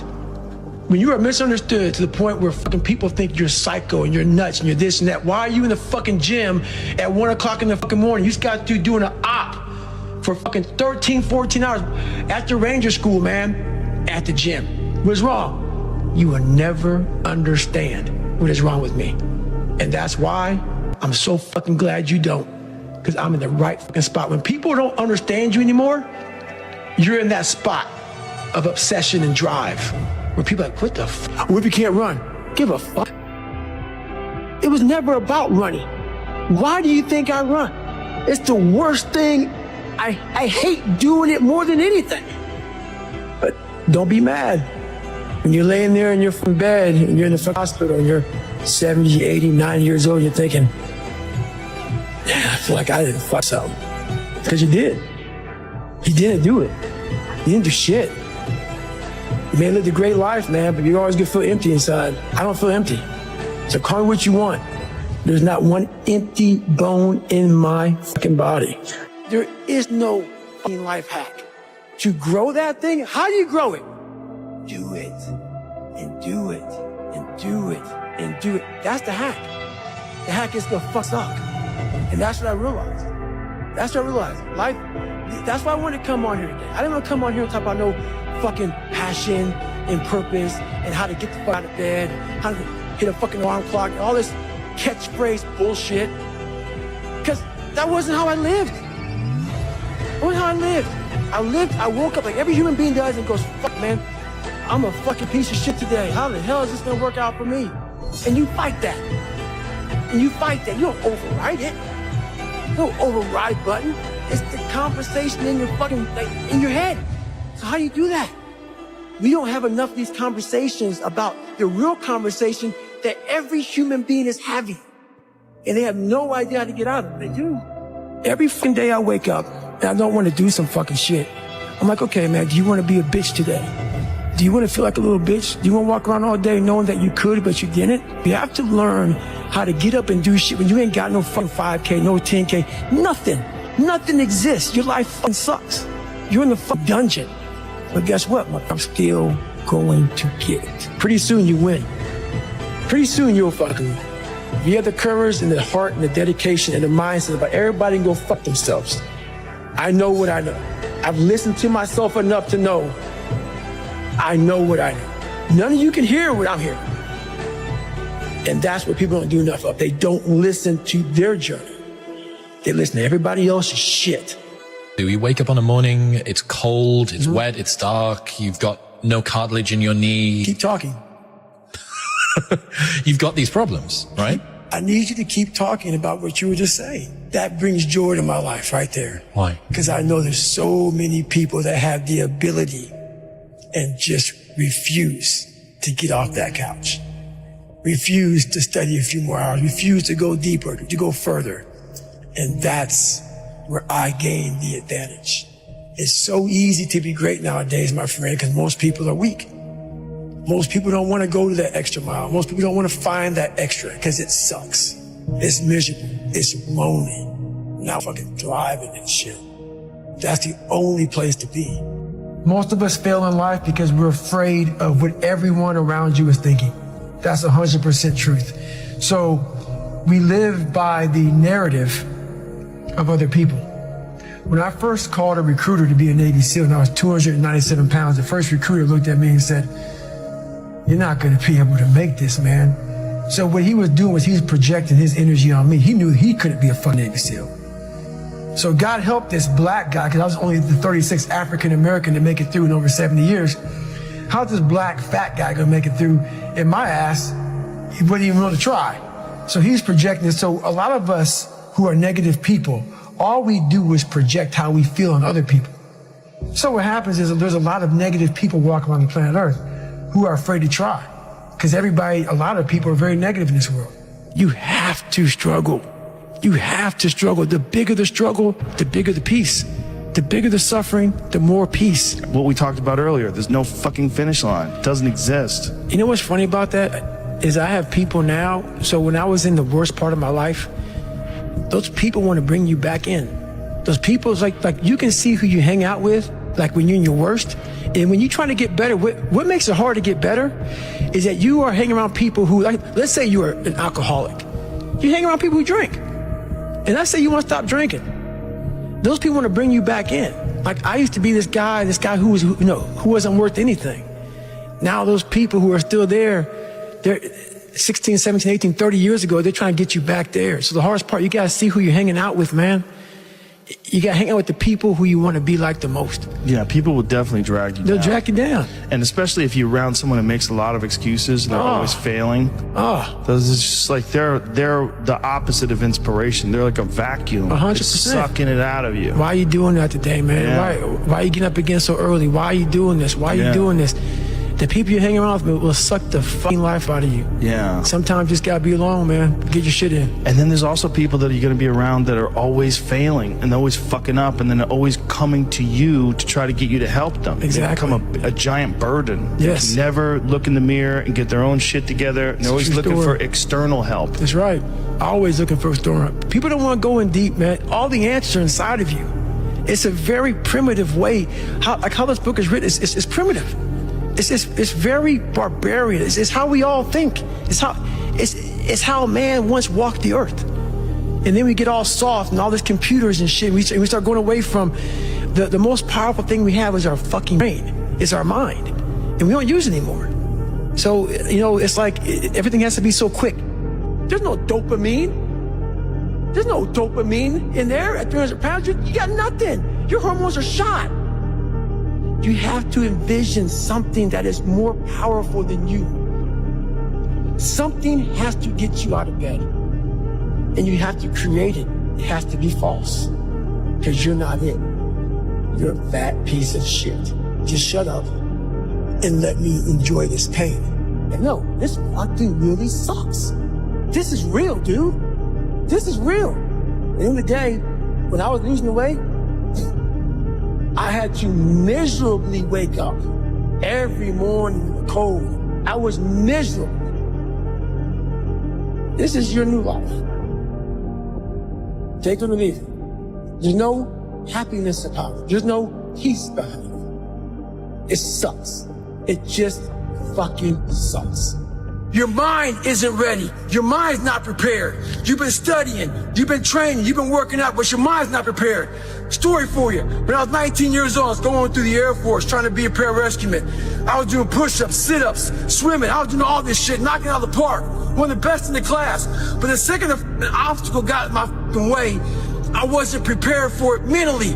I was a beast. All I was doing was I was training a bigger, stronger, faster quitter. You gotta train your mind for all obstacles that might get in your way. Well, it's that time of year again. We start to feel real happy. Why? Because we're not going to work.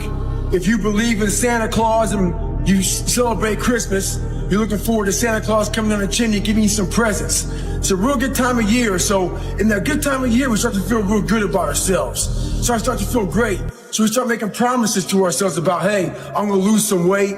I'm gonna do better in school. I'm gonna be better here, be better there. But guess what happens?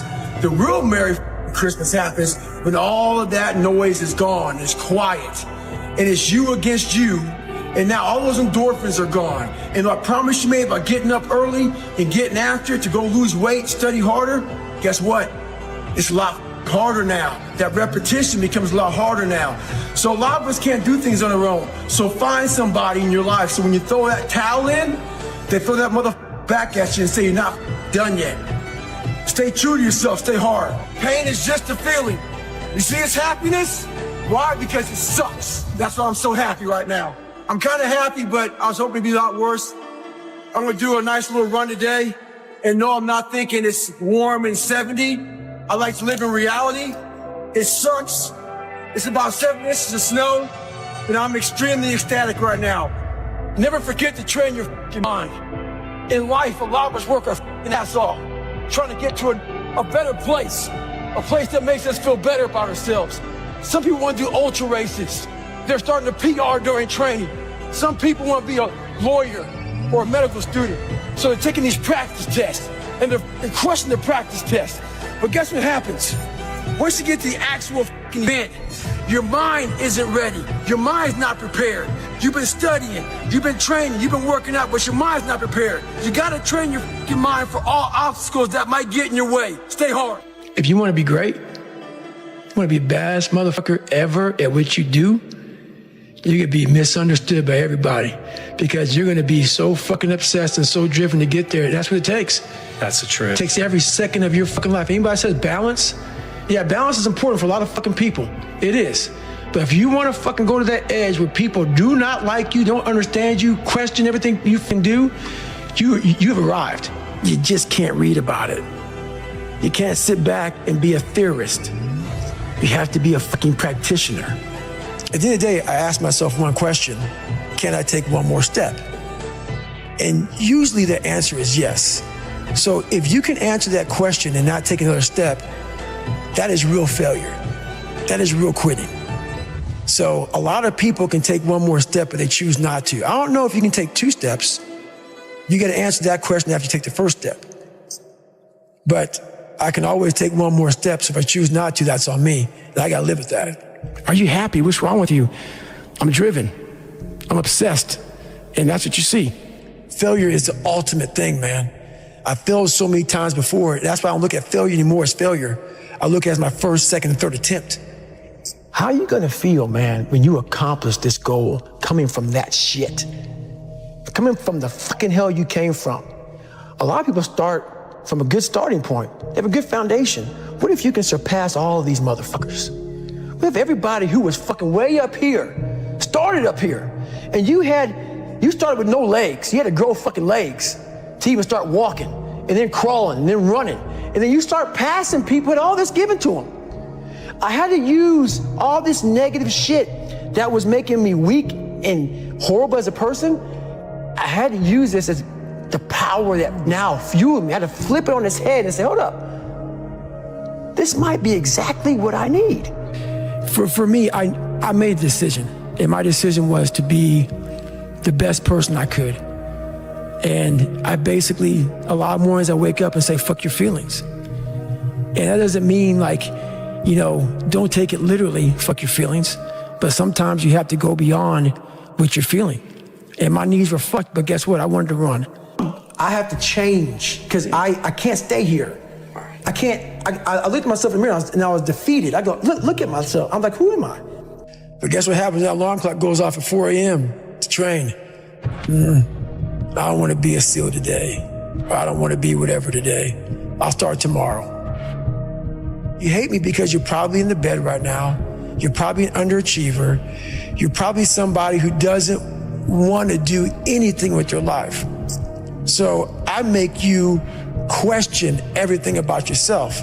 One thing I did wrong in my life was I tried for so many years to please people.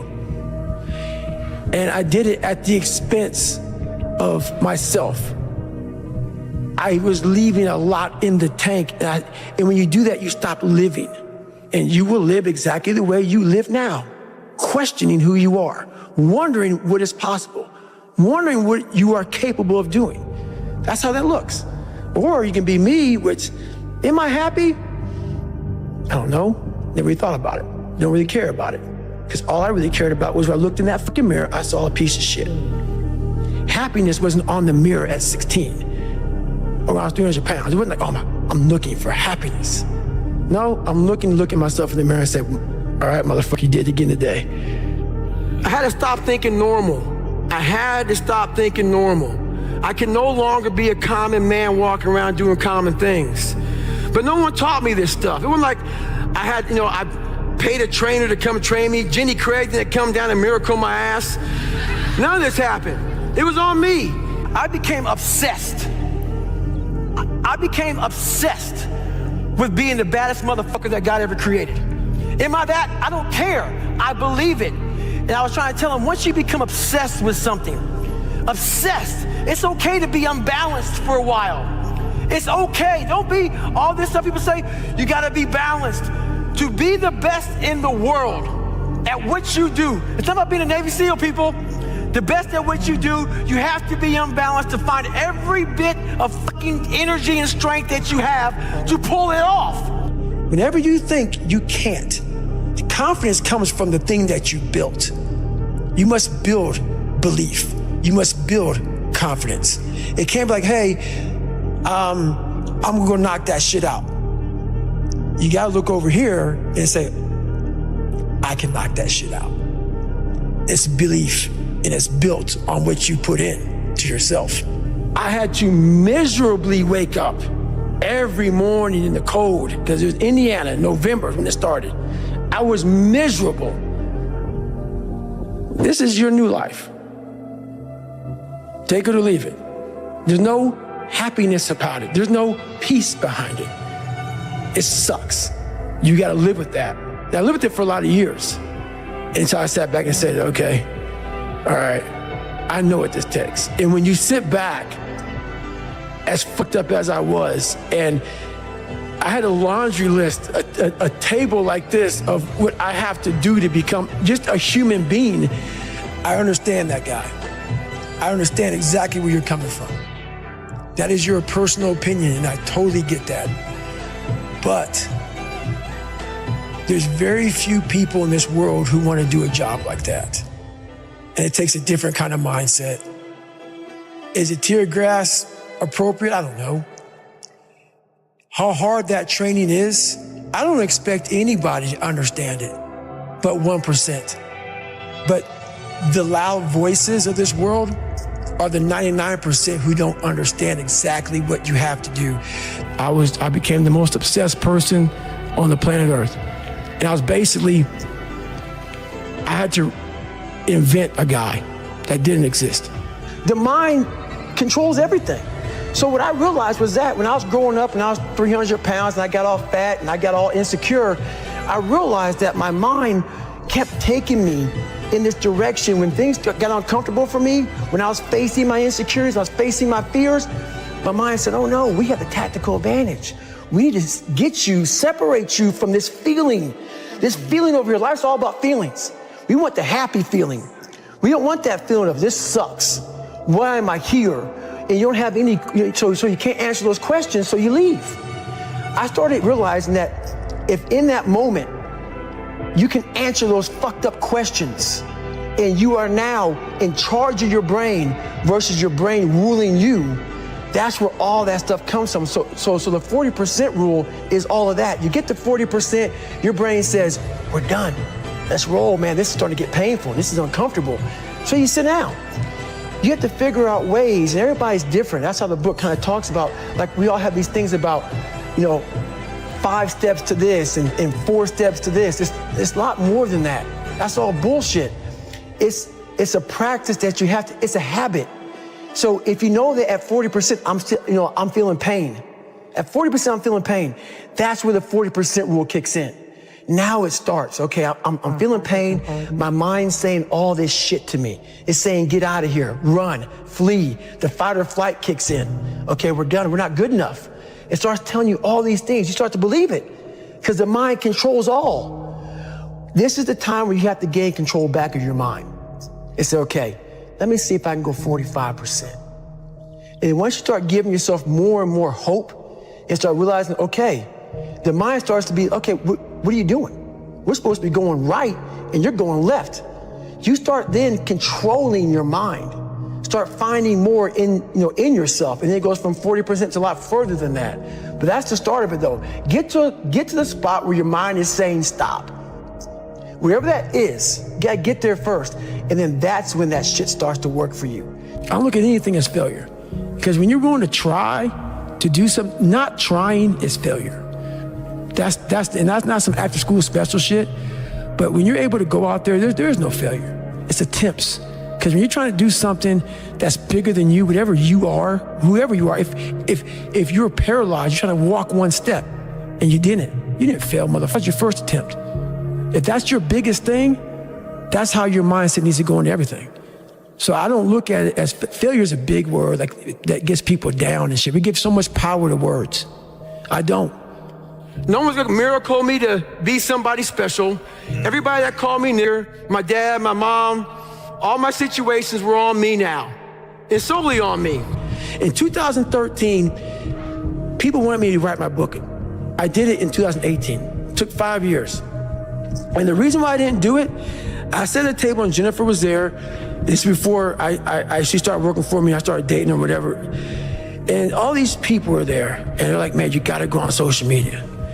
And I was like, fuck you, man. Like, I'm not, it's poison. It's poison because I knew what I did to get where I am, and I'm gonna have these people, these normal, everyday people, fat, lazy, exactly who I was, judging me. Because I know it, because I was once them. Our mind wants to protect us. The mind is like, honestly, it has a tactical advantage over us. It knows our deepest, darkest fears or insecurities. It knows where we start to feel, we start getting that doubt creeping that says, hey man, you know what, man, maybe this isn't good. Let's go back home to the wife. Let's go back home to the kids. This is not comfortable. So in that moment, the mind directs us. It's a protective mechanism. It saves us from doing bodily harm, or it really saves us from discovering that the mind's like, I want to be in charge of you. I don't want you to be in charge of me. So it tells you, let's just stop right here. But once you start breaking through that barrier and start breaking down that governor that you've put in your mind, because we forget we are in control of our mind. We believe it's the other way around. No, we put in our minds what we should do, but we believe our mind is telling us, it's giving us all this feedback. We have to reprogram it and tell us, no, we're good. We're good, we got it. This sucks, but it's okay. I lived a life so disciplined that everybody that I once looked to, these fake characters, I built that as a man. And when I was younger, I had this image in my mind of what does a man look like to me? And I got all these people who were badasses, characters. And in my mind, I became that. I don't quit. You know, I may not make it the first time, but I'll come back. I gotta call an audible. I gotta fucking get my head back in the game. I gotta figure this shit out. It doesn't mean you leave. It means you study it more. When do you rest? When do you recover? Yeah. And I don't want to scare people, but the truth answer is, I don't take any days off. That I turned a person this fucked up into this motherfucker right here. Not off of reading a fucking book off a theorist. Off of going to work on myself and saying, I don't know how to do this, but I know that to get over there to that fucking side, I gotta grind myself into a fucking fine powder. And I did it. Failure is the ultimate thing, man. I failed so many times before. That's why I don't look at failure anymore as failure. I look at it as my first, second, and third attempt. To be at the point of your life where you don't care about being judged. You can be in a room of 1 million people and they all hate you, and you walk in and you go like this. Not because you're angry at them, because you know yourself. Inside and out, and you know that you've put yourself through hell to be where you're at today. You've walked the walk, you've talked the talk, and you've walked the walk. And that's, to me, what it's all about. You have to make the decision whether you want to be a badass or whether you just want to be mediocre and everything's okay. A good painter will not just paint. He needs to create. And you can't create with phones and everything going around you. So you got to block yourself off. You only do 2 podcasts in a year. You block yourself off and you're painting this thing inside, and you're going through all these different colors of paint and everything else. And you can only figure out the right painting if you spend the correct amount of time in your brain. You have to face that in that dark room. In that dark room is who you are. But in that dark room is where you have to create another human being that walks out of that dark room to face who you are. That's the only way you're gonna get over all those things. So basically, a lot of us aren't prepared for life. We get up willy-nilly and just hope life is gonna happen. It is gonna happen, but it's gonna happen with a prepared mind or unprepared mind. Most people attack life with an unprepared mind. What I do is I try to account for all things that could happen, might happen, probably will happen, and then the unknowns. I have the ability to see the end before the beginning even begins. And what that means is I know that to get to the very end, I can see it right now. So before I went to Buds and I was losing all this weight, I saw myself walking across the stage at 191 pounds, 'cause that's what I had to get to get into the door. I saw myself 6 months, a year later, whatever it's gonna take me to do it, I saw myself walking across that stage, getting that certificate of graduation from Buds. And I was able to be there at 300 pounds. And that feeling, that I was nowhere near that feeling, I was able to put myself there 1,000,000 times every day. And that feeling of like, my God, that is gonna feel amazing. That's what made me suffer. That's what allowed the pain to be real and say, this is worth it. I want to feel for this next 18 months. It took me 18 months to finally become a Navy SEAL, to finally, just get through Buds. 18 months, it's 6 months. It took me 18. That's what woke me up every morning was, I'm gonna put myself through this much pain and suffering for a few seconds. That's all it is. A few seconds of joy. It's so worth it, man. That's what people don't get. So I'm able to put myself at the finish line, even though I have no finish line, but at the finish line of an event before I even start the and say, how are you going to feel at the end of this? Visualizing is my biggest tool of life. That's why I've been able to put myself in cold water, put myself in a 100-mile race millions of times before I've done it. And I'm able to go through the race and see how I'm going to feel at mile 50, almost to the exact feeling. Right. So when it comes up, it's no surprise. It's no surprise. I've already done this 1,000,000 times. Mm-hmm. You're alone. You're alone. You may have a shrink you're going to. You may have a best friend you're going to. But there's 24 hours in the day where you're alone in this brain. And your brain is talking to you in all kind of ways. And it wants to control you and pull you in these different pockets. If you can't control your own brain and your brain controls you, you're fucked. You got to tell your brain where you want to go and how you want to go and how you want to get there. You got to control it. If not, it's over. But you're also the scientist. You create your own self. Most people are missing something because there's so much trapped in there. I don't even want to say potential. I think that's a word you just use out too much too. There's so much in you that God or wherever the hell you believe in, or if you're an atheist, in you that you have not unlocked, that you walk around with this gorgeous wife or great husband and all this money. You're like, God, I feel like I'm missing something. Yeah, because it's about 75% of you is still fucking in there. Still chained up because you just didn't want to find your willpower. Didn't want to find your soul, your will, your heart, your determination, your guts, your courage. Because I'm looking for that person like me. I sat down at the table and I said to myself, what are you willing to give up? Everything. And when people come to me with that kind of mindset, I can work with you. When you are willing to strip yourself down to nothing and give everything, that's who I want to work with. Because now I can mold you into exactly who you want to be. When you put these restrictions up, and that's why my first question is, how bad do you want this? If it's as bad as you want to live or breathe or sleep, whatever the hell it may be, I can work with you. So you better figure out who the fuck you are on this journey. And those few people many people don't like you, so be it. But you first have to figure out you, because a lot of people die with a lot of untapped potential because they're trying to be somebody that they're not. Yeah. So I was able to figure out my own potential by figuring out me. So I know why you go on Instagram. I know why because you just have the time. You have the time because you don't want to put that time into bettering oneself. I had two options: to either be that 300-pound guy who sprayed for cockroaches and made $1,000 a month, and at 24 years old, knowing when I'm 50 fucking years old, I can reflect on this and think about what guy I never became, or I can totally just sack it up and fail and fail and fail until I succeed.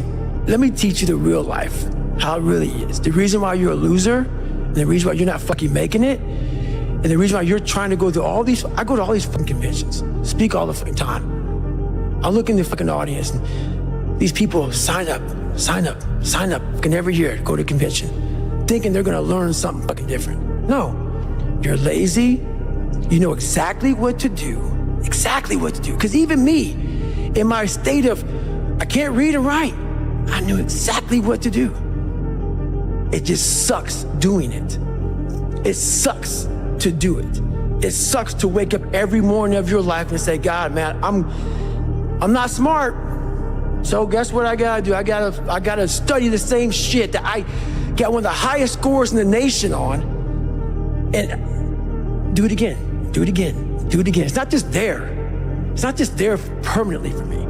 We're not able to think. The most powerful weapon in the world, we walk around with it. It's our mind, it's our brain. You have to be able to go into a very dark place in your mind and figure who you are.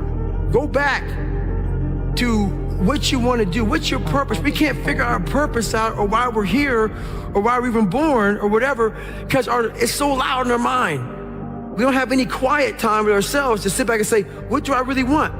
There's so many different dialogues in our head that we can't think. So my biggest thing is you have to be alone in a very dark place in your mind to think about what is important to you.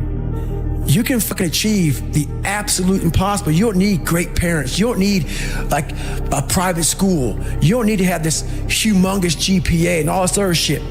What you need is the one thing I talk about in my book, which is straight up brutal work ethic. There's no hacks, bro. It's you against you. You against you. And if you misunderstand that, you have a real problem. Pretty soon you win. Pretty soon you'll fucking win. If you have the courage and the heart and the dedication and the mindset about everybody can go fuck themselves.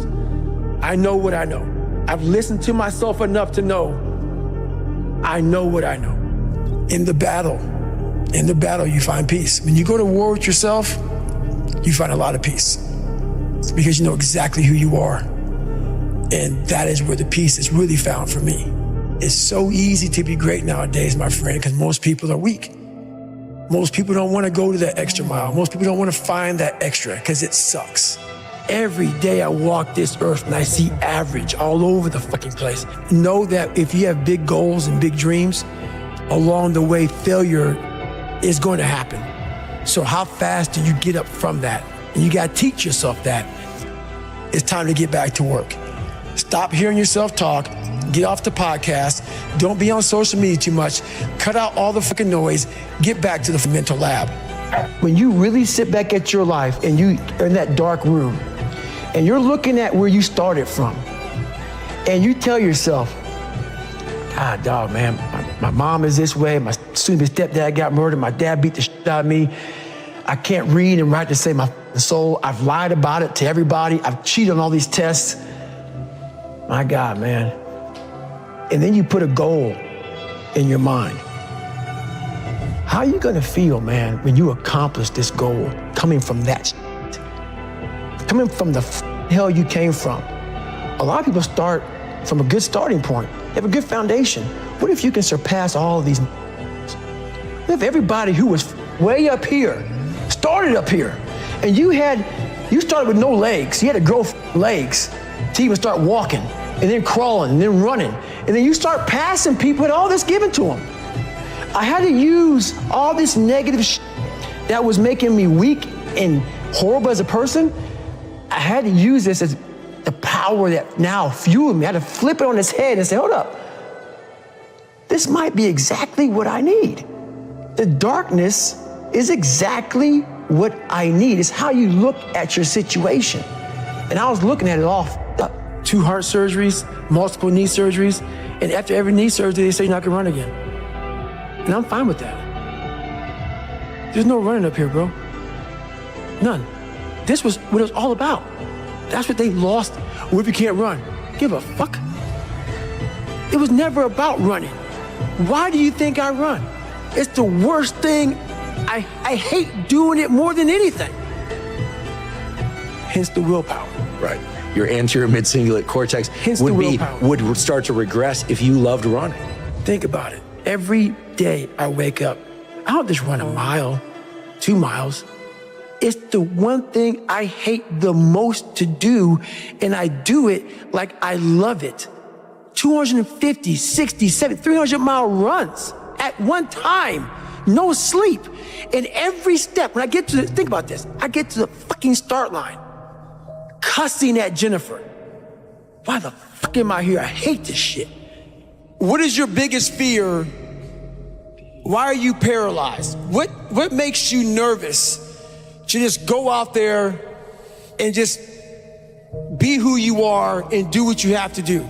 You had nobody anyway, motherfucker. So see how I'm talking myself right now? That's me. That shit fires me the fuck up. That shit makes me fucking nuts. You had nobody anyway, motherfucker. Look around you. There was no fucking team. It was you. There was no weight loss program or mom and dad waking you up saying you can do it, you can be better, trying to build belief. You built belief when you had nothing. Rock bottom. Fucking idea how great you really are. Because you are using such minimal of what you have. It became a way of living. So how I do every day is how I do every day. It's a discipline, it's a regimen, it was a choice I made. And the choice I made was, what are you willing to sacrifice and what are you willing to give up to find every bit of who you are as a human being? And I was willing to give everything to do that. But when you put that practice in, every day you lace them up, and I don't mean run, it's just a metaphor for life. When you lace them motherfuckers up every day, pretty soon you win. Pretty soon you'll win. If you have the courage and the heart and the dedication and the mindset about everybody can go fuck themselves, the heck it's gonna fucking suck. And that's what I realized. That's what I realized. Life, that's why I wanted to come on here today. I didn't want to come on here and talk about no fucking passion and purpose and how to get the fuck out of bed and how to hit a fucking alarm clock and all this catchphrase bullshit. Because that wasn't how I lived. That wasn't how I lived. I woke up like every human being does and goes, fuck, man, I'm a fucking piece of shit today. How the hell is this gonna work out for me? And you fight that. And you fight that. You don't override it. There's no override button. It's the conversation in your head. So how do you do that? We don't have enough of these conversations about the real conversation that every human being is having. And they have no idea how to get out of it, but they do. It's that shit right there, man. You gotta build your will. Most people are missing something because they don't know who they are. They never examine themselves. They've never done this experiment on themselves. The lab rat, we're all lab rats, but you're also the scientist. You create your own self. Most people are missing something because there's so much trapped in there. I don't even want to say potential. I think that's a word used out too much too. There's so much in you that God or wherever the hell you believe in, or if you're an atheist, in you that you have not unlocked, that you walk around with this gorgeous wife or great husband and all this money. You're like, God, I'm missing something. Yeah, because it's about 75% of you is still in there. Still chained up because you just didn't want to find your willpower. Didn't want to find your soul, your will, your heart, your determination, your guts, your courage. And what that looks like, it looks scary. Like your little scary lab I went in. Scary. To wake up every day and say, I'm stupid, but I want to figure out a way to be smarter. Versus saying, man, I just can't do that. So you limit this box. So your box becomes so small of things you can do. My box wasn't even a box.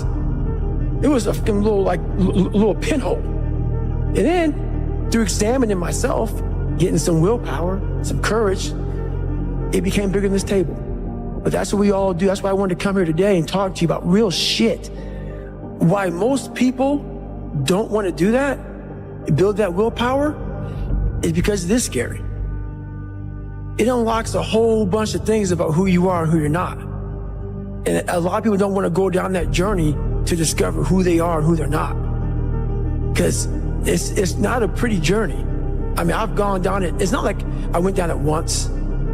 I go down it all the time. And when you unlock that, and you can't just turn it off. Like people say, hey, well, how come you haven't retired yet? I built all this willpower. Do you think it's gonna let me just retire because my knees hurt? It's telling me every morning, I wake up like, man, my knees hurt, my legs hurt, my body hurts, but you can still run. So why aren't you running? If you can still run, There'll be a time when you can't lace them up anymore, but you can still run. So I still run. When the time comes I can't run, the body will say, you just can't run. But if I can still do something, that willpower that I have created, it makes me do it every fucking day. And that's what they don't get. What builds a human being is you start with the small building blocks. And before you know it, man, you become something that it doesn't even make sense to most people because it's just who you are now. That's why I can still run at 50 at 49 with broke down knees and broke down body. Because my body knows you still can. Therefore I do. Second you stop, the willpower is gone.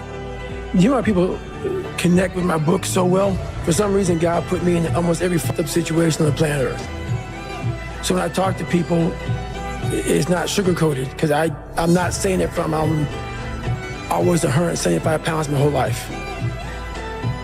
I don't say much to those people. Maybe you're a piece of shit.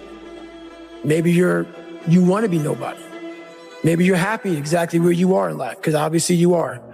Maybe you don't have the determination to be somebody better than who you are. And if you want to live with that, I'll support you in that. If you're good with being who you are, and every day you wake up and every day you smell like shit because you can't wash your body well, and your skin's messed up because your health's so bad, and you can't put your clothes on right, you need help with that. You need help, like when I was training, I need help wiping my ass. That makes you feel good? Nothing I can say to you.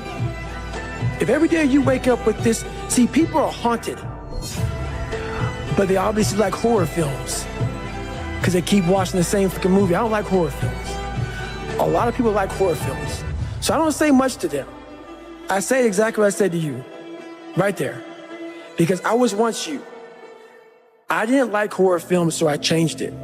Some people are just, they become, like you said, it gets real small when you're lazy and you're fat.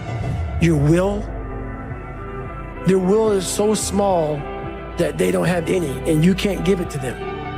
There has to be something. This is what I'm talking about now, because this isn't a hack. This has to be in you. Something in you has to wake up. And usually the only person that can wake it up is you. Sometimes you can read a David Goggins book because I was all this shit and then a lot more fucked up. But if you don't have a little flame, just barely, you're done. I can't light it for you. And that's the harsh reality of this life that I want to get across so fucking bad. You can watch me, you can watch you, you can watch fucking Rogan and Cameron Haynes, all these motherfuckers. You can go to Tony Robbins's fucking bullshit, do all this shit. If you could keep going back and keep spending money and spending money and spending money with no results, you can wonder, wow, maybe let me go try out David Goggins. He ain't gonna fucking help you. You have to examine the insides of yourself. And what do you really want out of life? Your friend and a lot of people out here just don't want it. So guess what? Have fun with your life. Go from 3 to 350 to 400 to 450 to 500 because you don't want it. And that's the harsh reality. I can't give you shit. You can't give them shit. I can give you ideas. At the end of the day, when I was losing the weight, I had to miserably wake up every morning in the cold because it was Indiana, November when it started. I was miserable. This is your new life. Take it or leave it. There's no happiness about it. There's no peace behind it. It sucks. It just fucking sucks. And that's the one thing, if I could teach anybody anything, it just fucking sucks. And it's going to continue to suck. And then one day you'll get to a special part in your life that it might get a little bit better. But to lose the weight you have to lose, my friend, sorry, it's going to suck every day. Because then when you're 300 pounds, you're going to go out to lose weight, you could probably get injured. So then you got to work on the injury, and then you get even more depressed. This is what I went through. And then you're hungry because now you're depressed. It's just a vicious cycle. And if you're not strong mentally and you have no willpower, you're gonna continue falling back in this hole versus the man that sits back and goes, all right, motherfucker, this is why I cuss, because this is what is in me. This is what it took for me to be me. Sorry, it didn't take, hey, okay, we're gonna do this today. No, this really sucks. This is real, dude. This is real. And every day, I'm set back. So this is what I would tell your boy. This is exactly what I tell him. Every day you wake up, you're gonna probably be set back for the first 4 weeks before you lose to significant weight because of the mind is gonna be fucking with you the whole time. There's no dopamine. There's no dopamine in there at 300 pounds. You got nothing. Your hormones are shot. You have to envision something that is more powerful than you. Something has to get you out of bed. And you have to create it. It has to be false. Because you're not it.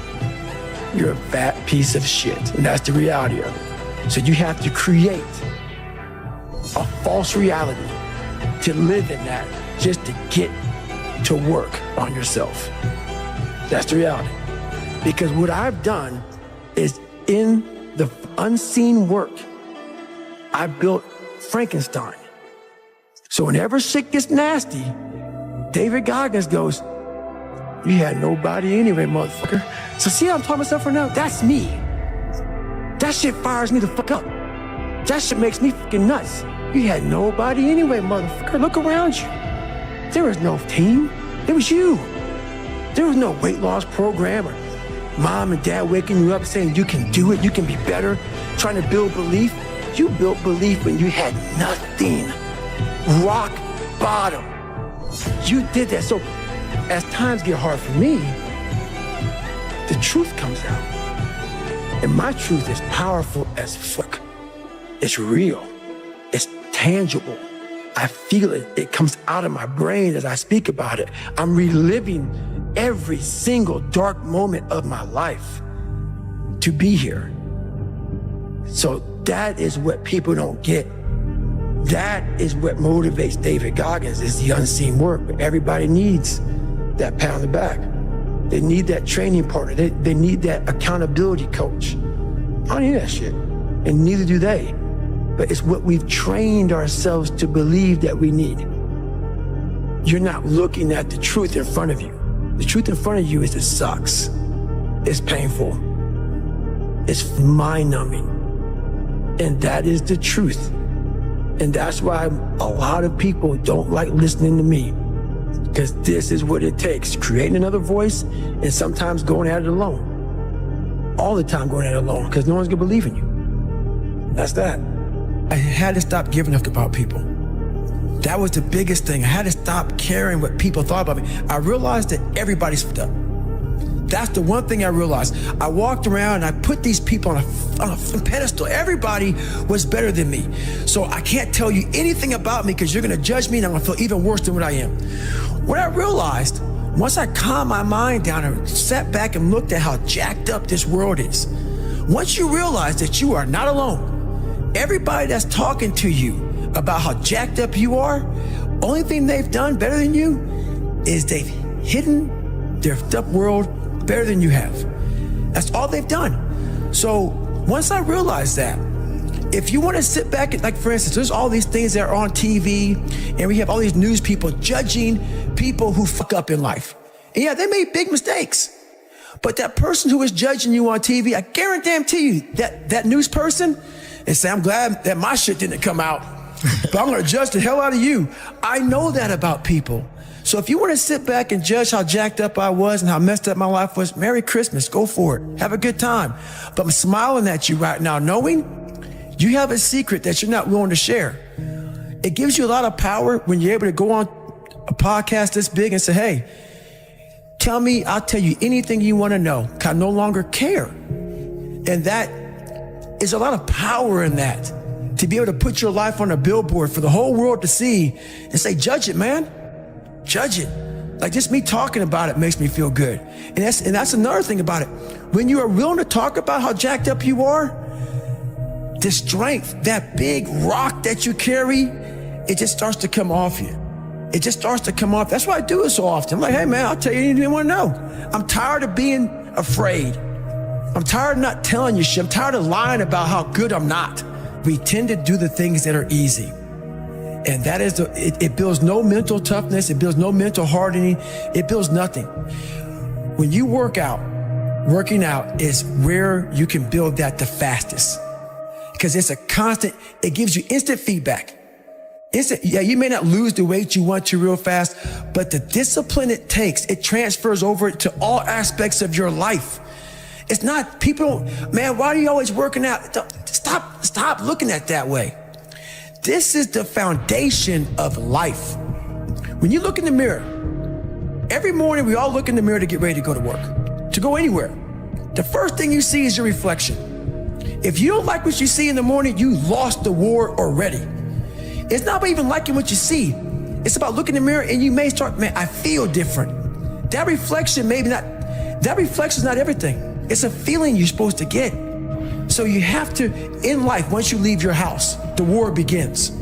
In your house, you have some control. And that reflection in the mirror, you have to control that reflection in the mirror. That's how you start your day. If you leave your house feeling like, okay, I can fight. I've established the mentality to fight. And all that comes from working out. It's not just from, you can't find that in the office. There's a lot of them out there. But most of them are that way for one big reason. They can't see themselves doing it. They can't see themselves doing it. It's one big reason. The other reason is a lot of it is jealousy. When you set these humongous fucking goals and they see that you're getting at it, let's say, for instance, we have a family. Let's say we're all a big family here.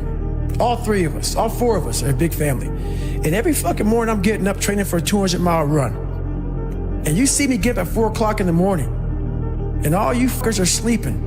And by the time I get done running my 30, I come home just getting up. How are you gonna feel about yourself? A lot of times when you're an overachiever and you have people, that's what I talk about the mediocrity thing. A lot of our family members, a lot of our friends, they're mediocre. There's always those couple of guys who are uncommon, who want to be better. But you make that mediocre motherfucker feel like shit. Whether it's your mom, your dad, whoever. You make him feel horrible. I've been there. I'm speaking from experience. When you get somebody around you, man, who's trying to be better and you don't have the drive that they have, it's a constant reminder of how up you are. You have to know that that's what it is. Anybody in your course not saying, man, get after it, brother, I'm so proud of you, they have a problem with themselves. Because all you're trying to do is achieve more.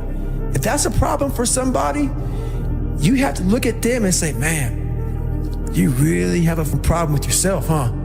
It's much deeper than what you think.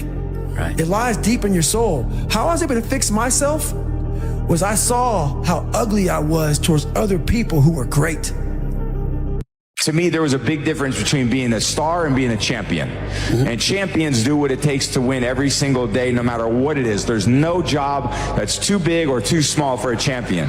I truly believe we are all equal as human beings. If we are obsessed with something and we truly pursue our passion with everything we have, regardless of anything else, if you are obsessed, work hard, put in the time, you will succeed. And that is a philosophy that I carry, my coaches carry, and this is hard work. This is an obsession. Nothing can beat hard work.